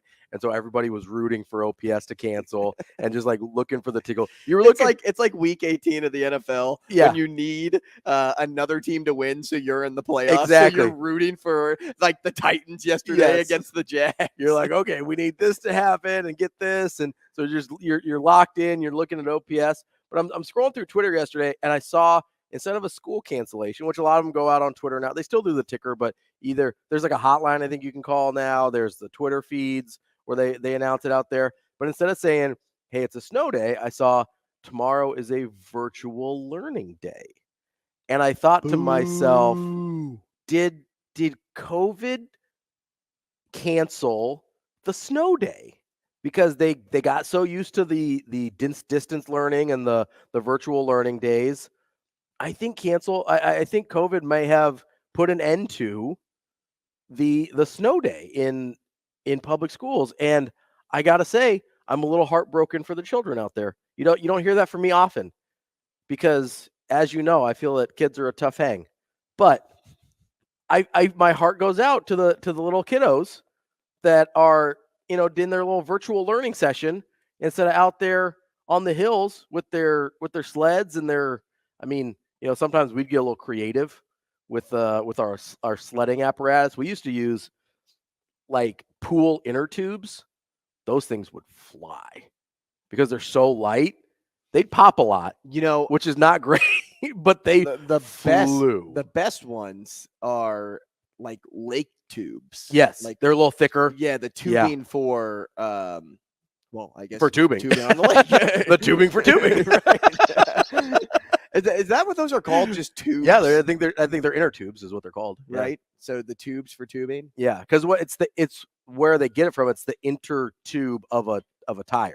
Right. Yeah. Right. So it's that structure. And when you add that weight, oh man, because for me, we were talking a little bit about weight in the last segment, and I weigh 170. Mm-hmm. And then we kind of joked during the break of like, how long would it take you to put on 20 pounds? Yeah. And how much commitment? I'm like, it'd probably take at least it would take you a long time. At least half a year. Yeah. It wouldn't take 33 days. I'll tell you that much. And I'm sure it doesn't take Nash 33 days to put weight back on. We hope not. If we try, maybe we'll see. Who knows? But as for like going back to the point about, tubing, it's so much better to have that extra weight because then you get that. You gotta get the increase in speed going. Yeah, and yeah. like that's what you're looking for when Yeah. you're a kid. Yeah, it was. So I feel for, and hopefully I don't know how it works because I don't have kids. Obviously, they didn't do virtual learning when I was in school. So hopefully it's just, like, hey, we got to get a few things done, and then you can go out the rest of the day to yourself. That's what I'm hoping for. Yeah. But because, like, listen, just do it right now. Get the virtual learning in right now so that, because it hasn't started snowing yet. By noon, when it is sleddable outside, let my people go. My other point to this too, and I've heard this, with adults, when you work from home, you're just not as productive. Yeah, because there's so many distractions. And as a kid, it's even worse. Sure. Because you have all of your at-home distractions, whether they're video games, whether it's the TV, whether it's just your environment, you see your toys, regardless of what it is. Kids get distracted no matter what. So that's why when you're in school, you're like, oh, I see lockers to my right and I'm in a desk, right? That's it. But when you're at home, it's like, I think I'm going to go walk around the house for a hot sec, or I'm going to go down to the basement. They're just not going to be as productive. You know what's funny is I'm actually more productive when I work from home, which I do exclusively. You would be one of like the rare ones because I'm comfortable. I work better when I'm comfortable. I'm more comfortable at my house than I am at an office. And a lot of it is I get to hang out with my dogs. Like my dogs just hang out around my feet. They sleep. I reach down, pet them, give them a little love. But I'm most productive when I'm in like a comfort zone. Yeah. See, the only reason I am able to work from home is because my creative mind is able to work at home. Yeah. When I make my social media videos for our online platforms, like that would be me just sitting on the couch scrolling on TikTok or Twitter or Facebook Reels, whatever. And I'm like, okay, this is like, that's my comfort zone. Mm-hmm. But if I didn't work a creative job, if I was let's just say a marketing director for, the city, the city of Omaha, like I would struggle sitting at home, even though it's in the creative field, I'm still doing too much busy work to make me get distracted. Yeah, want me to get distracted. I think it really just depends on kind of how people's brains work, right? Mine, for whatever reason, I'm way more productive when I'm in a place where I feel good and happy and comfortable. And I'm sort of a homebody that way. Like I like to go out, but my place that I feel the best is at home. And so I feel like I'm more productive. But to get back around to it, let's cancel the virtual learning days, guys. Okay. We don't need that. We don't need that at all. Just go take a break. Let the kids take a little break. And more importantly, let the teachers take a break. Okay. Because the virtual learning, as you said, kids are distracted all the time. Okay. Hard enough to get like herding those cats into a classroom, right? Much less trying to get them to pay attention in front of a computer at home. So just be like, okay, we're not going to learn that much today anyway. Let's not make it a big deal. Send out an email or something like, hey, read this, whatever, be ready to go tomorrow.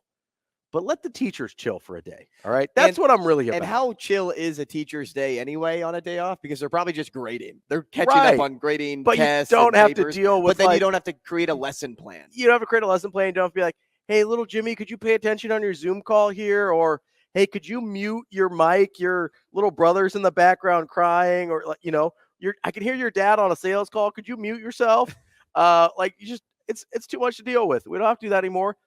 Let's get rid of the virtual learning on one-offs like this, right? I understand their purpose with. Yeah. Well, if you have let's just say you live in North Dakota, right? Yeah. Where they get a ton of snow at various points. If you had like 3 or 4 days of snow days in a row, then mix it in on like, okay, day 3, day 1, you have it off. Yeah. Day 2, it's like, okay, check in with your teacher to see if there's any send a couple emails. Yeah, assignments or something that reading that you need to do. Yeah. And then day 3, it's like, okay, we're actually going to have class now at home. Day 3, day 4. But day 1, like just let them have one day. Let them go. Let the teachers have a day. Let the students have a day.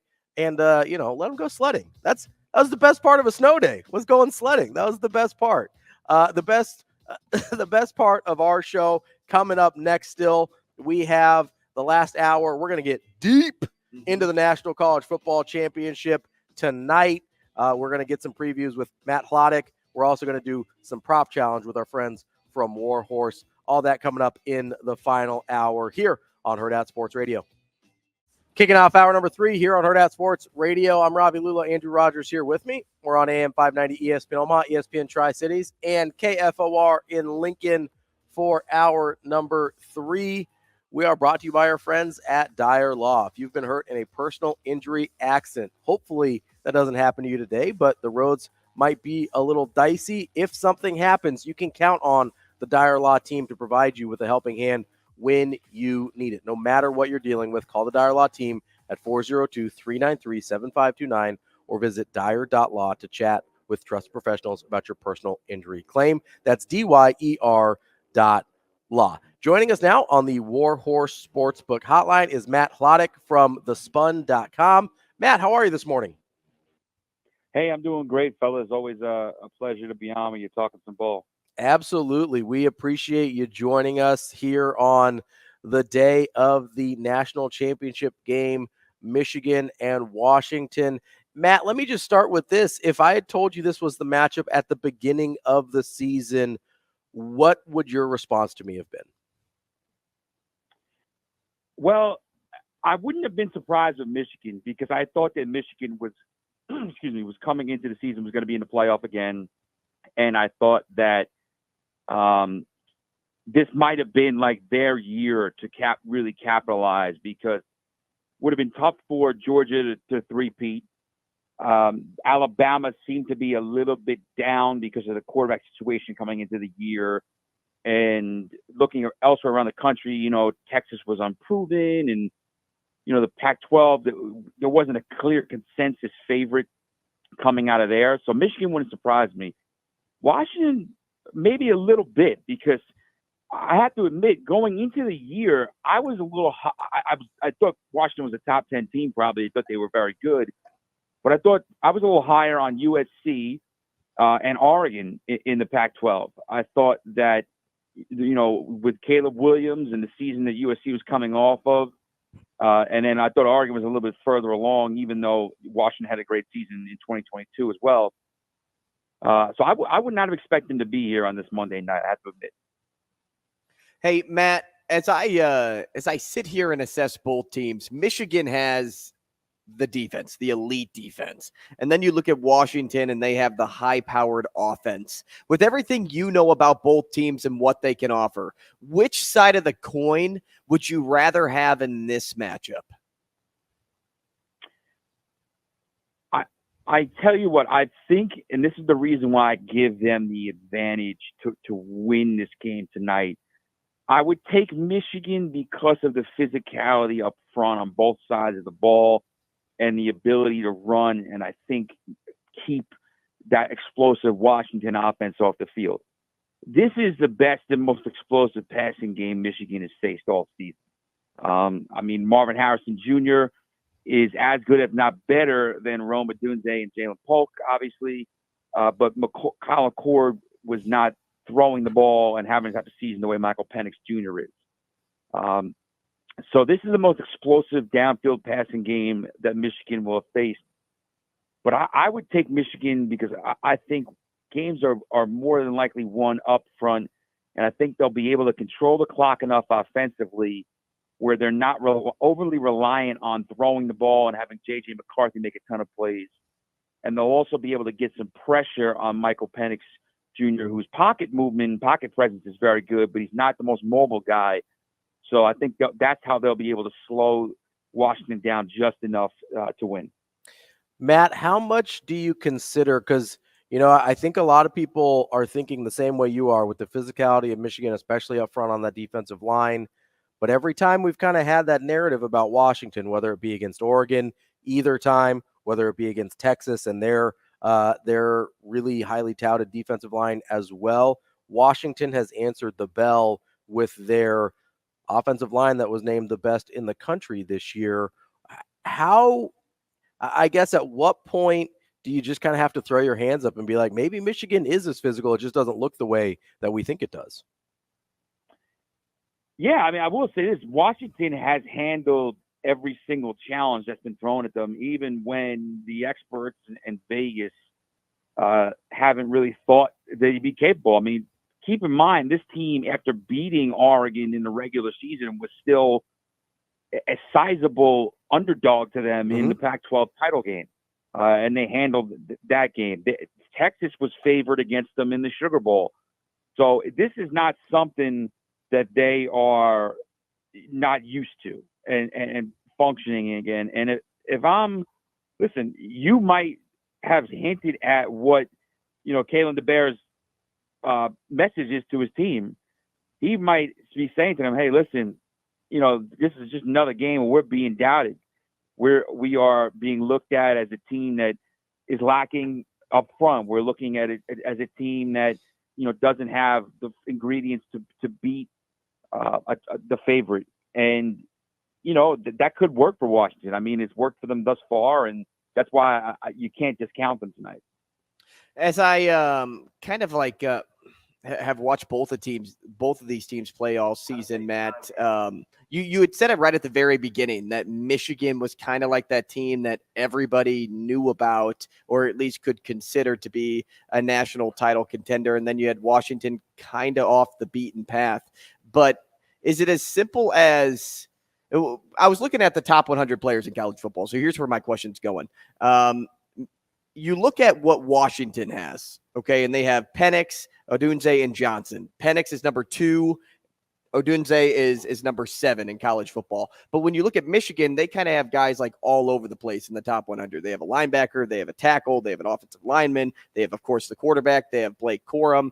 And when you look at Washington, like, did you ever envision them doing it again with this same group? Because like that's kind of how I thought, like maybe they were just like it just kind of happened, right? Because when you get that a lot with teams that aren't often in this position, you're like, oh well, maybe this is like that one-off year where they do it. Were you surprised they actually did it twice and were able to come back and get this far?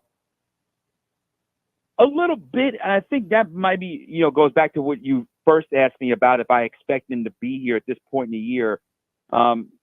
I thought they would be good again. Don't get me wrong, but it is tough.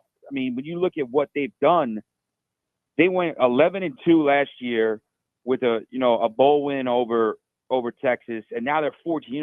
25-2 in a 2-year span is really, really hard to do in college football, and that staying power is impressive, especially when you consider that they have been tested this year by going, and the past 2 years really, because the Pac-12 has been underrated.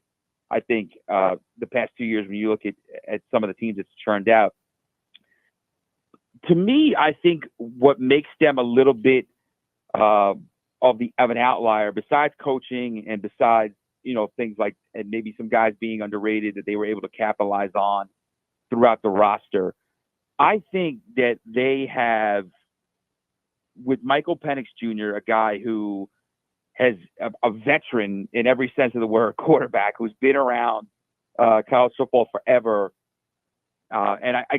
This take, I think there was another, I'm not the first person to say this. I think that Bud Elliott from 247 and CBS might have said this, that there's room for a team to kind of overcome that so-called blue chip ratio or lack of elite roster talent over with a transfer quarterback with experience at this time, considering all the guys with COVID extra years. And I think that's what happened with Michael Penix Jr. He's a guy who had played a lot of football in Indiana, and now he's in his 6th year of college, and he's playing out of his mind.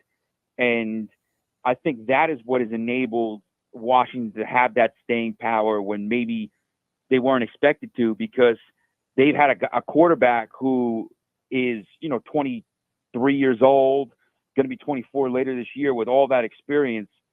And he's been able to capitalize on that. Obviously they have pieces around them, the receivers, they have a really good offensive line, but I think that having that talent at the most elite, the most important position in football has enabled them to overachieve, so to speak. We're talking with Matt Hladik of thespun.com. Matt, you mentioned the coaching a little bit earlier in this matchup. Obviously, Jim Harbaugh, one of the best coaches in the college game, constantly mentioned for NFL jobs. We'll see what his future holds after tonight. But then on the other side, you've got Kalen DeBoer, who has done absolutely nothing but win every place he has been. And so that leads me to the question, who do you think has the coaching advantage tonight?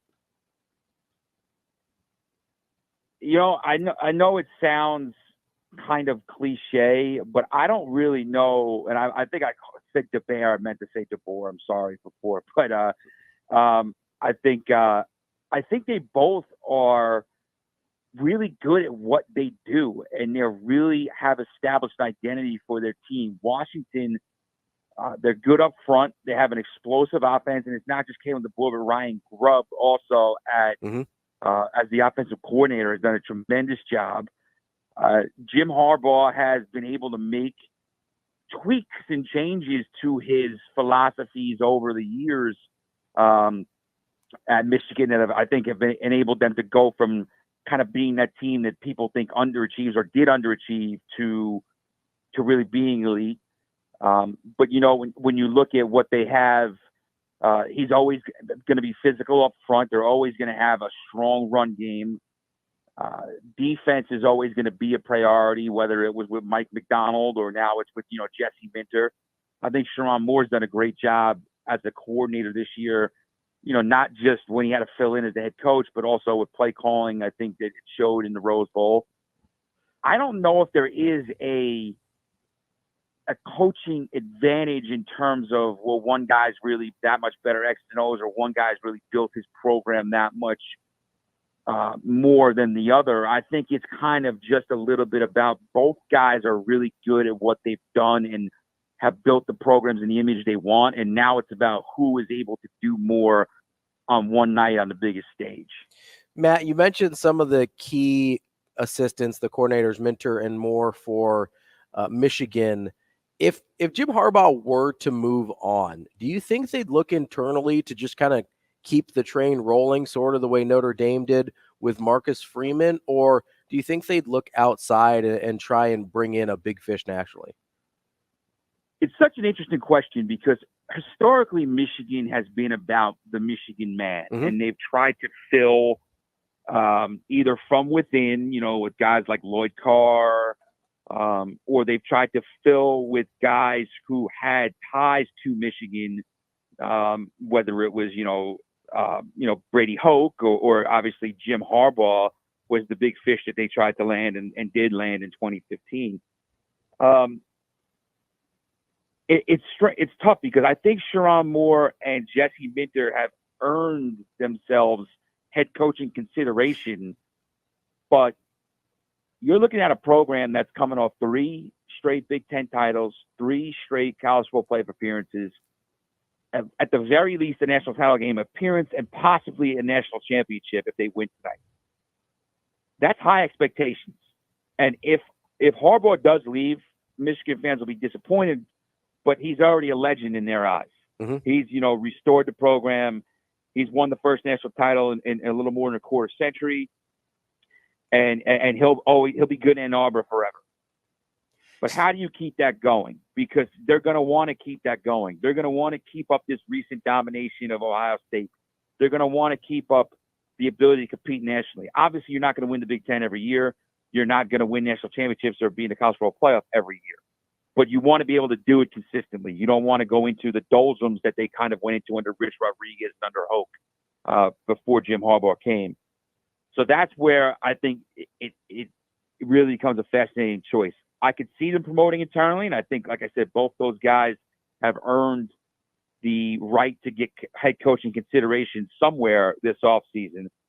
But I also think there's going to be the temptation to go out and get a bigger name, whoever that might be, to kind of keep up with the brand and keep up with the trajectory that the program has reestablished. Matt, same question, other side of the sideline, or at least a follow-up to your response there. How does Washington keep it going without Michael Penix and Rome Odunze next season? It's going to be a huge test. It's going to be a very big test, especially if, we talked about, I mentioned Ryan Grubb in my last answer. He's somebody who gets some looks to run his own program now. He's been an assistant at the college level for almost 20 years in different for different programs and in different roles. And now, he's starting to get some accolades and some recognition. So if they lose him too, and this is just clearly hypothetical, I'm not saying, he's a candidate anywhere yet, they would also be replacing an OC. They're going into a new conference. They're going to be playing Michigan in the regular season next year. So it's going to be an adjustment period for them. I think that it might be a little tougher for them to kind of keep this rolling without a reload year or a rebuild year. Maybe not in 2024, but at some point, it seems likely. But again, this is, they won't have panics, but this is what I said about a program that has found its identity, found what it wants to be under, Kalen DeBoer, who's done nothing but win no matter where he's at. So I think he'll be able to keep Washington among one of the better programs in the country. It wouldn't surprise me if they do take a step back at some point, even for just a year, to kind of rebuild things. We're talking with Matt Hladik from thespun.com. I do want to stay on DeBoer here for a second, Matt. I asked Andrew this question last week, and I know I'm putting you on the spot here a little bit, but as you look at what DeBoer's done at Washington, how many coaches in the country would you actually take over him? If you're an AD, you've got an open job, you can basically hire whoever you want. How many guys are on the list before him? Because I feel like the more I watch him, the shorter and shorter that list gets. Great question. Looking around, obviously, I would take Harbaugh over him. Okay. Just because of the track record of success. Even though maybe that seems a little bit of the opposite of what I said, and neither team has a coaching advantage. But I think that starting a program or hiring a coach for a program, I would take Harbaugh. I would take, obviously, Nick Saban for everything he's accomplished. Mm-hmm. And then it becomes a little bit after that, it really becomes, there's some arguments to be made on both sides. Now, I will say this. Kalen DeBoer has mostly coached he's coached a lot on the West Coast and the Midwest. So you wonder, okay, would you hire him in the SEC? Sure. How would he work there? So there's definitely those like type a regional, of fits. Yeah. Right. But you look at some of the other programs that, have been elite, and, he's beaten Steve Sarkisian this year. Mike Norvell obviously had an outstanding season with Florida State, mm-hmm. but, Kalen DeBoer's put together back-to-back years. Mm-hmm. Forgetting Kirby Smart, I don't know how I did that, but Kirby Smart I would take over. Sure, absolutely. Yep. Yeah. But the next level of guys like Lanning, Norvell, Sarkisian, I think it's a genuine. After it is, you get past you get past Saban and Smart, it's a conversation. Right, and then you have guys, like Lane Kiffin, who have been successful in the SEC and have that regional thing down. Mm-hmm. And then you get down into, your Lincoln Rileys, your Brian Kellys, your Brent Venables, and Ryan Day, guys like that. So we've seen in a lot of cases, college football, outside of a few guys, it does kind of rely a lot on circumstance and location and culture and things like that. But he's certainly put himself among the elite of the elite in the country with what he's done the last couple of years. Matt, I kind of want to change gears here and talk a little college basketball. And I want to hit home with you first, because in about 10 days, our Nebraska Cornhuskers will be finding their way into your homeland. Yes. They'll be taking on Rutgers in Piscataway. And, we say it all the time, but you got to live it. Piscataway is such a hard place to play. It's for any team to go in there and play basketball. It is a ridiculously difficult place to play. Why is that? And it's funny because when I graduated from Rutgers in 2009, and for the last couple of years when I was in college, and then for several years after that, it wasn't always a tough place to play. The program was down. They would pull an upset occasionally, yes, but the home court advantage that you saw a little bit under Gary Waters in the early 2000s and Kevin Bannon in the late 90s, and now you see him with Steve Peichel the last several years, it wasn't there. Now, with that being said, the rack started to lose a little bit of its luster last year. When you look at what happened last season when Rutgers struggled in the last month, Nebraska beat them in Piscataway. Mm-hmm. Michigan beat them in Piscataway. Northwestern completely outplayed them and beat them in Piscataway. They've lost several games like that at home. So, listen, this year they have not played well at all. It's a down year, and I know they have the hype from the recruiting class coming in next year, but it hasn't been a strong year for them, and they were handled by Illinois in their biggest home game of the year so far. Nebraska obviously has been a little bit of the talk of the conference. This year they've been, they're 2-2 in league play, but 12-3 overall, trying to push for a tournament berth. And I think that they have obviously the blowout win over Indiana was nice. They'll get tested at home tomorrow night against Purdue, number 1 team in the country. Then they go to Iowa, tough place to play. So you'll learn a lot about Nebraska this next week or two. But I think that Nebraska has the better team this year. What will be tough to play there is if Rutgers catches a game where it shoots well, like it did against Seton Hall. It's one of the worst shooting teams in the country, but sometimes you get a night at home where things are clicking and you're making baskets. Then it can become a tougher place to play because really from just a sheer acoustic standpoint, what makes it so hard is that it's small. The fans are right on top of you. The roof takes in all the sound and keeps it in, traps it.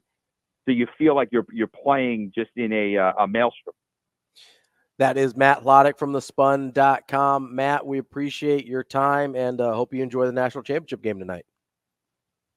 You too, guys. I think it's going to be a fun one. I think unlike last year where we got, domination, I think this is going to be a back and forth affair that is decided in the fourth quarter. You want to give us a score prediction? Definitely. You want to throw one out there?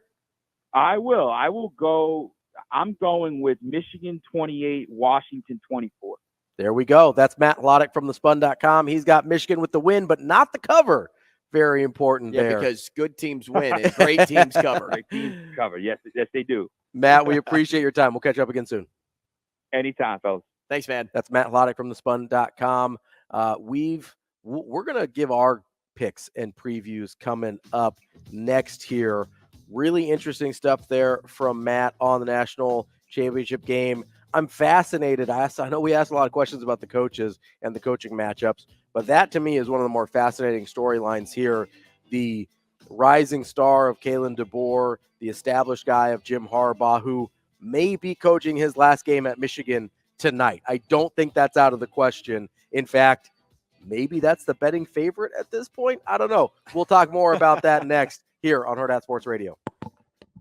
Welcome back to Hurrdat Sports Radio here on AM 590, ESPN Omaha, ESPN Tri-Cities, and KFOR in Lincoln. We're live from the Hurrdat Sports Bar and Grill, the H&H Chevrolet stage. I'm Ravi Lulla. That's Andrew Rogers. And we are brought to you by our friends at Dingman's Collision Center. Andrew's going to be paying them a visit today to get his car looked at. They have been family-owned and operated in Omaha for over 25 years. First place Best of Omaha for 18 years running. They've got 4 great locations throughout the metro. They have the latest technology, so they can work on Andrew's car. They can work on my car. They can work on your car, too. Whatever you've got, they can handle it. And they always give back to the community. With every car repaired, they give back. Go check out dingmans.com for more information about their services as well as their give back program. Before we get into our national championship preview, I want to say congratulations to former Nebraska coach Frank Solich, officially a college football Hall of Famer. Yeah, that's so great. I mean, he had such a good run at Nebraska. He had a great run at Ohio after Nebraska, where he coached for 15, 16 years. Yeah. He led the Huskers to a BCS championship game in 2001. I mean, he's won so many awards. Like, I mean, just throughout his career. I mean, and rightfully so. I mean, he's Big 12 Coach of the Year twice. 12 consecutive non-losing seasons at Ohio, 11 bowl games, 4 MAC titles. I mean, this guy just wins, and he always has won. Unfortunately, it didn't end the way fans, I think, wanted early on at Nebraska. But when that relationship was mended this past season, it was great to see Frank Solich back at Memorial Stadium. I have a question for you, though, and maybe this is just an outsider trying to – or maybe it's an outsider listening to people that like don't actually know what they're talking about. But was the rumor that Solich had some woo-woo member of their family like put a spell on Memorial Stadium, and that's why football went downhill? Was that like a weird like rumor going around? It's something that I've heard of in the last couple of years. It's not something anybody talked about until recently. Okay. So yeah, that has been out there in the last couple of years, especially, but not. It wasn't a thing at the time. It hasn't been a thing until literally the last year or so. So it was just somebody trying to get famous when social media became big. Yeah, probably. I mean, it was kind of this. But if it actually happened and it has worked over these last 20 years, that'd be insane. It would be insane. Although they did win and were ranked under Bo Pelini, so how much of that is actually true? I mean, they had until the Scott Frost era, they did have differing levels of success. It wasn't the 90s level of success, but what if she was like on the walls of the stadium, like, halfway through this spell, like just give them like a little bit of taste, like make them like feel really good about themselves, and then just take it away again.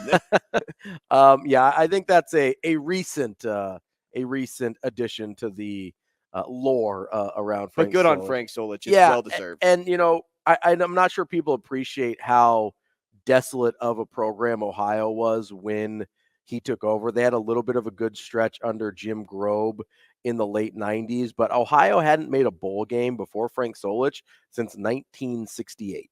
They'd only made 2 in their history, and then Frank Solich makes his first one at Ohio in 2006, and then continued to make 10 more after that. So out of the total of, 11, 13, 15, out of the 15 bowl games Ohio has ever played in, 11 of them are Frank Solich. Without looking at his total win numbers here, he is the winningest coach in MAC history. How many wins does he have? I'll give you a window of 7. Okay, so he was there from 2005 to 2020. To 2020. So that's 15 years at an average of, call it 8 a year. That puts me at 120. Let's call it 119. I was going to say 156. Whoa, 156 would be wild. That's aggressive. But is that all time though? No, that's just at Ohio. At Ohio. Yeah. 115. Oh, that's pretty good. I almost gave you 5. I gotta be. I'm too nice with you. I'd have gotten in there at 5 I gotta too. say, I know, but I gotta just go with that, like, because I'm going to say 5, and then I'm like, well, like I'll give him 7, a little extra buffer room. But because you're too close now, I'm gonna have to say I'll give you within 2. You're gonna have to start tightening up the reins on me a little bit here.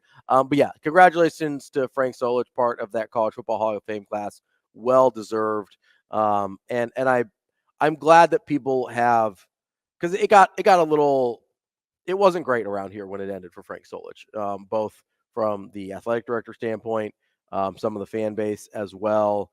I'm glad that relationship has been repaired and that people appreciate the job that Frank Solich did here, not only as head coach, but I mean, the man devoted almost 50 years of his life to Nebraska football, or 40 years. I think it was about 40 years of his life to Nebraska football.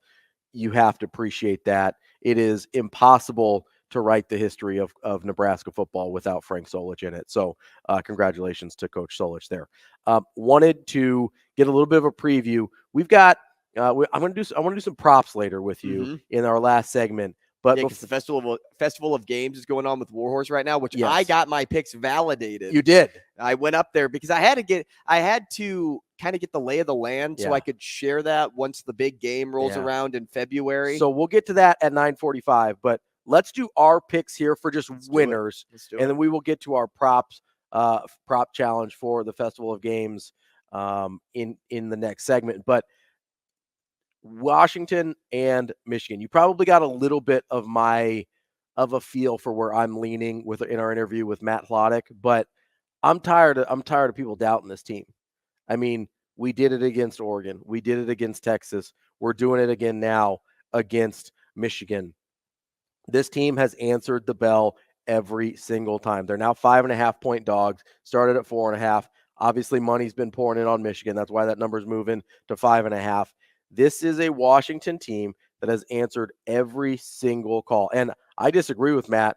I'm taking Kalen DeBoer in a coaching advantage over Jim Harbaugh at this point. Maybe I'm sipping too much Kool-Aid. I love that guy. I'm obsessed with Kalen DeBoer and Ryan Grubb's offense. And here's the thing that I want to focus on, and then I'll let you get your opinions in as well. Everybody's talking about how physical this Michigan defensive line is. It was the same narrative with Texas. How many sacks did Texas have against Michael Penix? That'd be a goose egg. No sacks against Michael Penix. He is not only good in his pocket presence, that might be his best feature, and that's saying something because we talked earlier this week about how ridiculously lightning fast that ball comes out of his hand and how accurate he is. His pocket presence might be his best feature. Between that and the best O-line in the country, nominated and awarded the best O-line in the country, I don't think Michigan's going to be able to slow down this offense enough to stop them and to win this game. On the other side, we've seen Washington's defense answer the bell enough against offenses that are a little bit better than Michigan's, to be honest. Texas's offense is better than Michigan's. I think Oregon's offense is better than Michigan's. They answer the bell against those two teams. I think they do it again against Michigan. I'm taking Washington on the money line, straight up, winning this ball game. I want Washington to win so bad. I really do. And I don't know how much of it's for me is like just wishful thinking, but I genuinely think they win this game. And I really want them to win because of all the drama that took place with Michigan this season and all the cheating that kind of took place. I don't love how they made their way here. I thought they could have done it without going through they probably could have every twist and turn they went through this season. Yeah. I just really want to see Washington do it. Couple of reasons why. One, Washington last was here, in like 91, 92, when they had like a shared title with Miami. So they won it in 91. They were in the playoff in 2016, but obviously didn't make the title game. Right. Yes. But they had a shared title in 91 with Miami. So Miami, I always fall back on this. When I don't have a rooting interest in the game, I want the team that hasn't been there too often to win it. Mm-hmm. So that's the team I'm going to root for. Michigan obviously has that shared title with Nebraska in 97. Plus, they've been competitive. Yeah. Washington has not been competitive. Washington has an 0-12 in there. Right. So that's why I want them to win so badly, because I think it's just their time. I love what Michael Penix has done all season. Mm-hmm. I love how humble he's been throughout the entire season. Whenever his name was just getting overlooked in the Heisman talks and the Heisman conversation, and dude, they answer the bell. They answer it in Washington. The one thing I'll disagree with you on is this game. I don't think they're actually being overlooked. On paper, I would say Michigan is the better team, but I still want Washington to win the game, and that's why I'm taking Washington tonight. All right, we both pick Washington. I'm going to give you a score, too.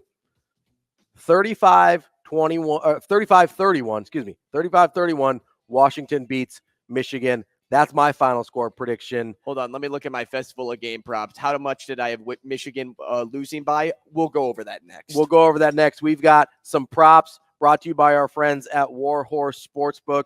We'll tell you all about their Festival of Games challenge, because it's too late to get in for the national championship game. It is not too late to get in for the Pro Football Championship. We'll talk about that next, as well as go over our prop picks for the national championship here on Hurrdat Sports Radio.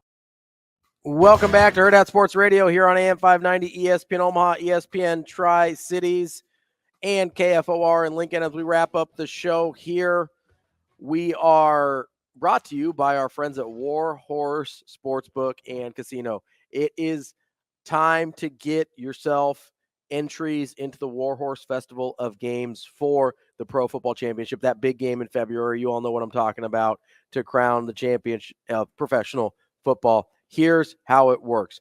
You go to the Warhorse Casino in Lincoln.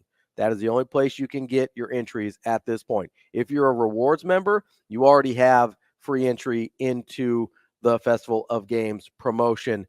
You can also get qualified by every $50 Every $50 or more ticket that you bet on at the sportsbook in Lincoln qualifies you for an additional entry, or if you get 50 points worth of slot or gameplay in, you also get an entry a day for that as well. And here's why you want those entries, because they get you a prop card. You know what props are for the Super Bowl? There's all these little side bets. Okay, is it going to be heads or tails on the coin flip? Who's going to score first? How long is the national anthem going to go? All of these types of props. You're going to get a chance to pick those. And if you get all of them right, you will have your chance at $100,000. Even if you don't get them all right, though, you're going to be in a drawing for $20,000 cash or free slot play. It is a great opportunity to win some big cash and prizes from our friends at the Warhorse Sportsbook. Make sure you go to warhorsecasino.com for more details. Now, real fast, I went to Warhorse this weekend, and I'm going to tell you how it works. Here's your book for dummies. I went through the process so you don't have to. When you walk into the door, you have to do this in Lincoln. Yep, the Lincoln Casino. When you walk through the doors, all you have to do is either tell security right at the door, the people taking your ID, or find somebody on the floor that's walking around that you want to sign up to be a member, a Warhorse promotional rewards member. And you have to do that. You have to be a rewards the only way you can activate your account. So if you're not one already, you have to do that. You can build your prop list online, and that's fine. Once those odds come out for the Super Bowl, like, you can do that. But what you have to literally do is walk in, find somebody, get a card, get your account activated. Then there's kiosks off to the left side when you get into the big slot area of the casino. And you'll know where you're going because you're heading the direction of like the racing lounge, the racing lounge. And there's a big sign that has promotion. There's a Festival of Games sign. Like, you'll see it. All you do then, once you have your card, you swipe it in the promotional machine or the promotion kiosk. You hit Festival of Games, and then you hit validate. That's it. That's all you got to do. And then you're validated for your entry. And then on top of what Ravi was saying with the, hey, how you to spend get the $50 entries, and you get more entries, like, you still have to validate them every single time, though. So it's a key thing to remember, because if you go 25 out of 25 on your props for the big game, $100,000, and you don't validate it, you don't get the prize. Yep. So you have to validate at the casino. So that's the key there. Become a rewards member. Go to the casino. Get validated. They can definitely help you out. They will walk you through the process with all their helpful staff there. But they also did one of these for the national championship game. Now, it's too late to get in for that one. But I wanted to go over some of the props because, A, props are super fun, and B, it's a good way to talk about the national championship game tonight. So I know you've got them up on your computer. I know you made your picks. I made all of them yesterday, which was your last day to get in for the national championship. You've got until February 1st to get qualified for the professional championship. And after February 1st, it'll be the week before the Super Bowl is when you can make your picks. But let's go through some of these props. I know you picked out some favorites. Yeah, so the coin toss is always a favorite because it's 50-50. And takes no skill whatsoever. No skill. I took Washington because they'll make the call. Okay. So you say they win the coin toss? So if they don't call heads, they're dead to me. Because that's what I have. What about tails never fails? Well, actually, the best part here is all you have to do is take who will win the opening coin toss. So technically, it could be either. Yeah, technically. There you go. Washington could be good as long as they call it right. Now, Michigan may have been like the better way to go, because like then you just like leave it up to fate. But you know what? Washington's going to decide it for me right away. Well, so the coin toss is always a favorite of mine. With all the cheating that Michigan's did, you got to figure karma in the coin toss. But they probably know what it's going to be. That's probably had Connor Stallions. So if they could guess, then you know what? We'd give it to them. Over. But you know what? They can't guess. Who's the home team? I bet Connor Stallions it'll be coin Michigan. a little bit. Yeah, because they're the higher seed. So they get to choose the no. So Washington, the away team gets to call it. The away team. Oh, okay, gotcha. Yep. So that's the coin flip. So what about some ones about the actual game? Yeah, so this one is like the hardest prop, I think. Okay. And it's number 6 on the prop list. Okay. How long will the first field goal made be? And the reason it's so hard is there's 5 options to choose from. Like other times around, it's like, okay, you have 2, you have 3. This one's like less than 25, 26 to 35, 36 to 45, etc. And I'm just like, this is this right here will be the question that gets most people. Yeah. Like if you had a Trips you up. card that was 24 out of 25, this is the question you probably missed. So I've got an answer. I've got some reasons for it. And it probably doesn't matter or make any sense. But in my head, I'm like, yeah, I've and got leave it. it to me to pick the field goal, like the Yeah, kicking. of course. Yeah. The stat kicker to be guy one of my over here. favorites. So I think it's 36-45. My man, that's what I chose. Because here's what I feel like happens a lot in these national championship games. Somebody will break kind of a big play, a chunk play, get themselves into field goal range, and then the drive stalls a little bit. You maybe don't execute the way you want to. The nerves are going early in the national championship game. So you get yourself into field goal range, but you're not quite to the red zone. You're in kind of that medium distance field goal. I think like a 39-yard field goal. First one on the board. I feel good about that. Now, one of the props on here could really either go way left or way right. Okay. And that is, will there be a quarterback that throws for over 300 yards in this game? See, I think that's I think it's one of the If it goes easiest way ones. right, it's obviously Michael Penix. Yeah, I think that's one of the easiest ones. And Washington wins this game. But if Penix gets shut down, J.J. McCarthy won't come close to 300. No, I don't think so. I think even if Washington loses, I think they could. I still think Penix ends up with 300 yards, because if they lose, you figure they're probably behind. They're throwing more.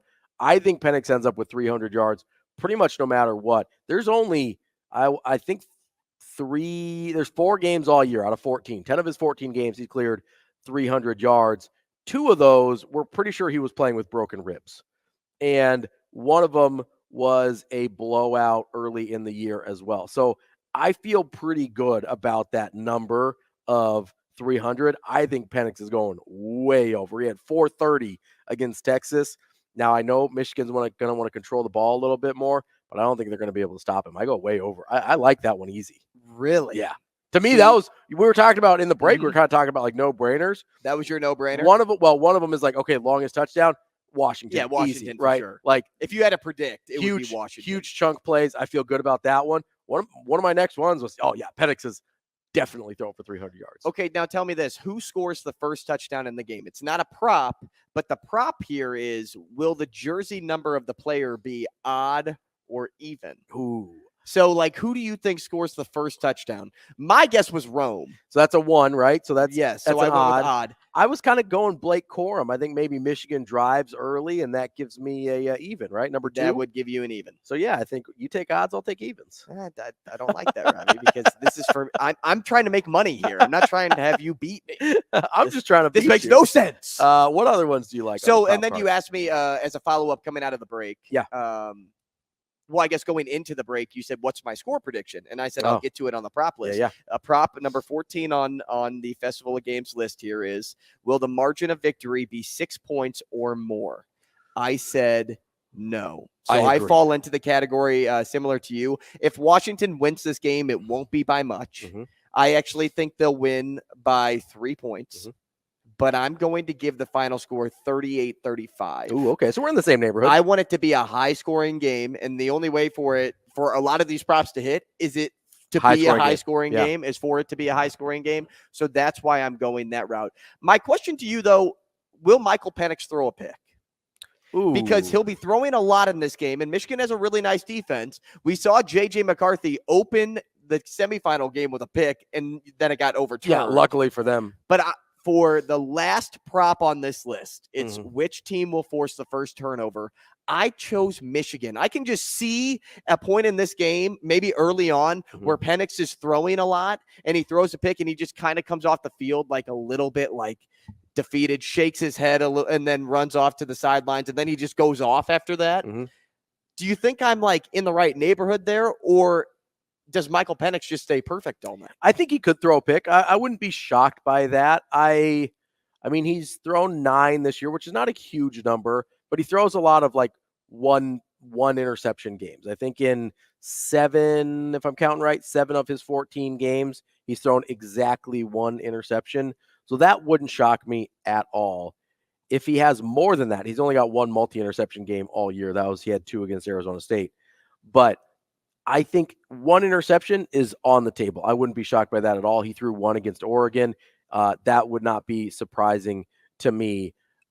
I think I agree with you that Michigan forces the first turnover. Although, And remember, it could be on like a muffed punt. yeah, I will say Michigan did have the special teams troubles in the semifinal against Alabama. And we saw J.J. McCarthy last year with the interception problems Didn't against Washington TCU. muff one too? They muffed one, but Michigan had two, and then I think they had another issue as well. Yeah, not great. They were kind of shooting themselves in the foot a little bit. I think maybe the easiest one on here, tell me if I'm crazy as we close out here, which running back will have the most yards, Johnson or Corum? That's Corum all day, right? Yeah. Well, and who knows if Dylan Johnson's even playing. Yeah, and if he does, he's I don't think he's 100%. So that's your prop cards brought to you by our War I'll Horse keep you posted Sportsbook. throughout the game. Yeah, he'll let you know how he's doing. That is the show for today. We will be back tomorrow and recapping that national championship game here on Hurrdat Sports Radio.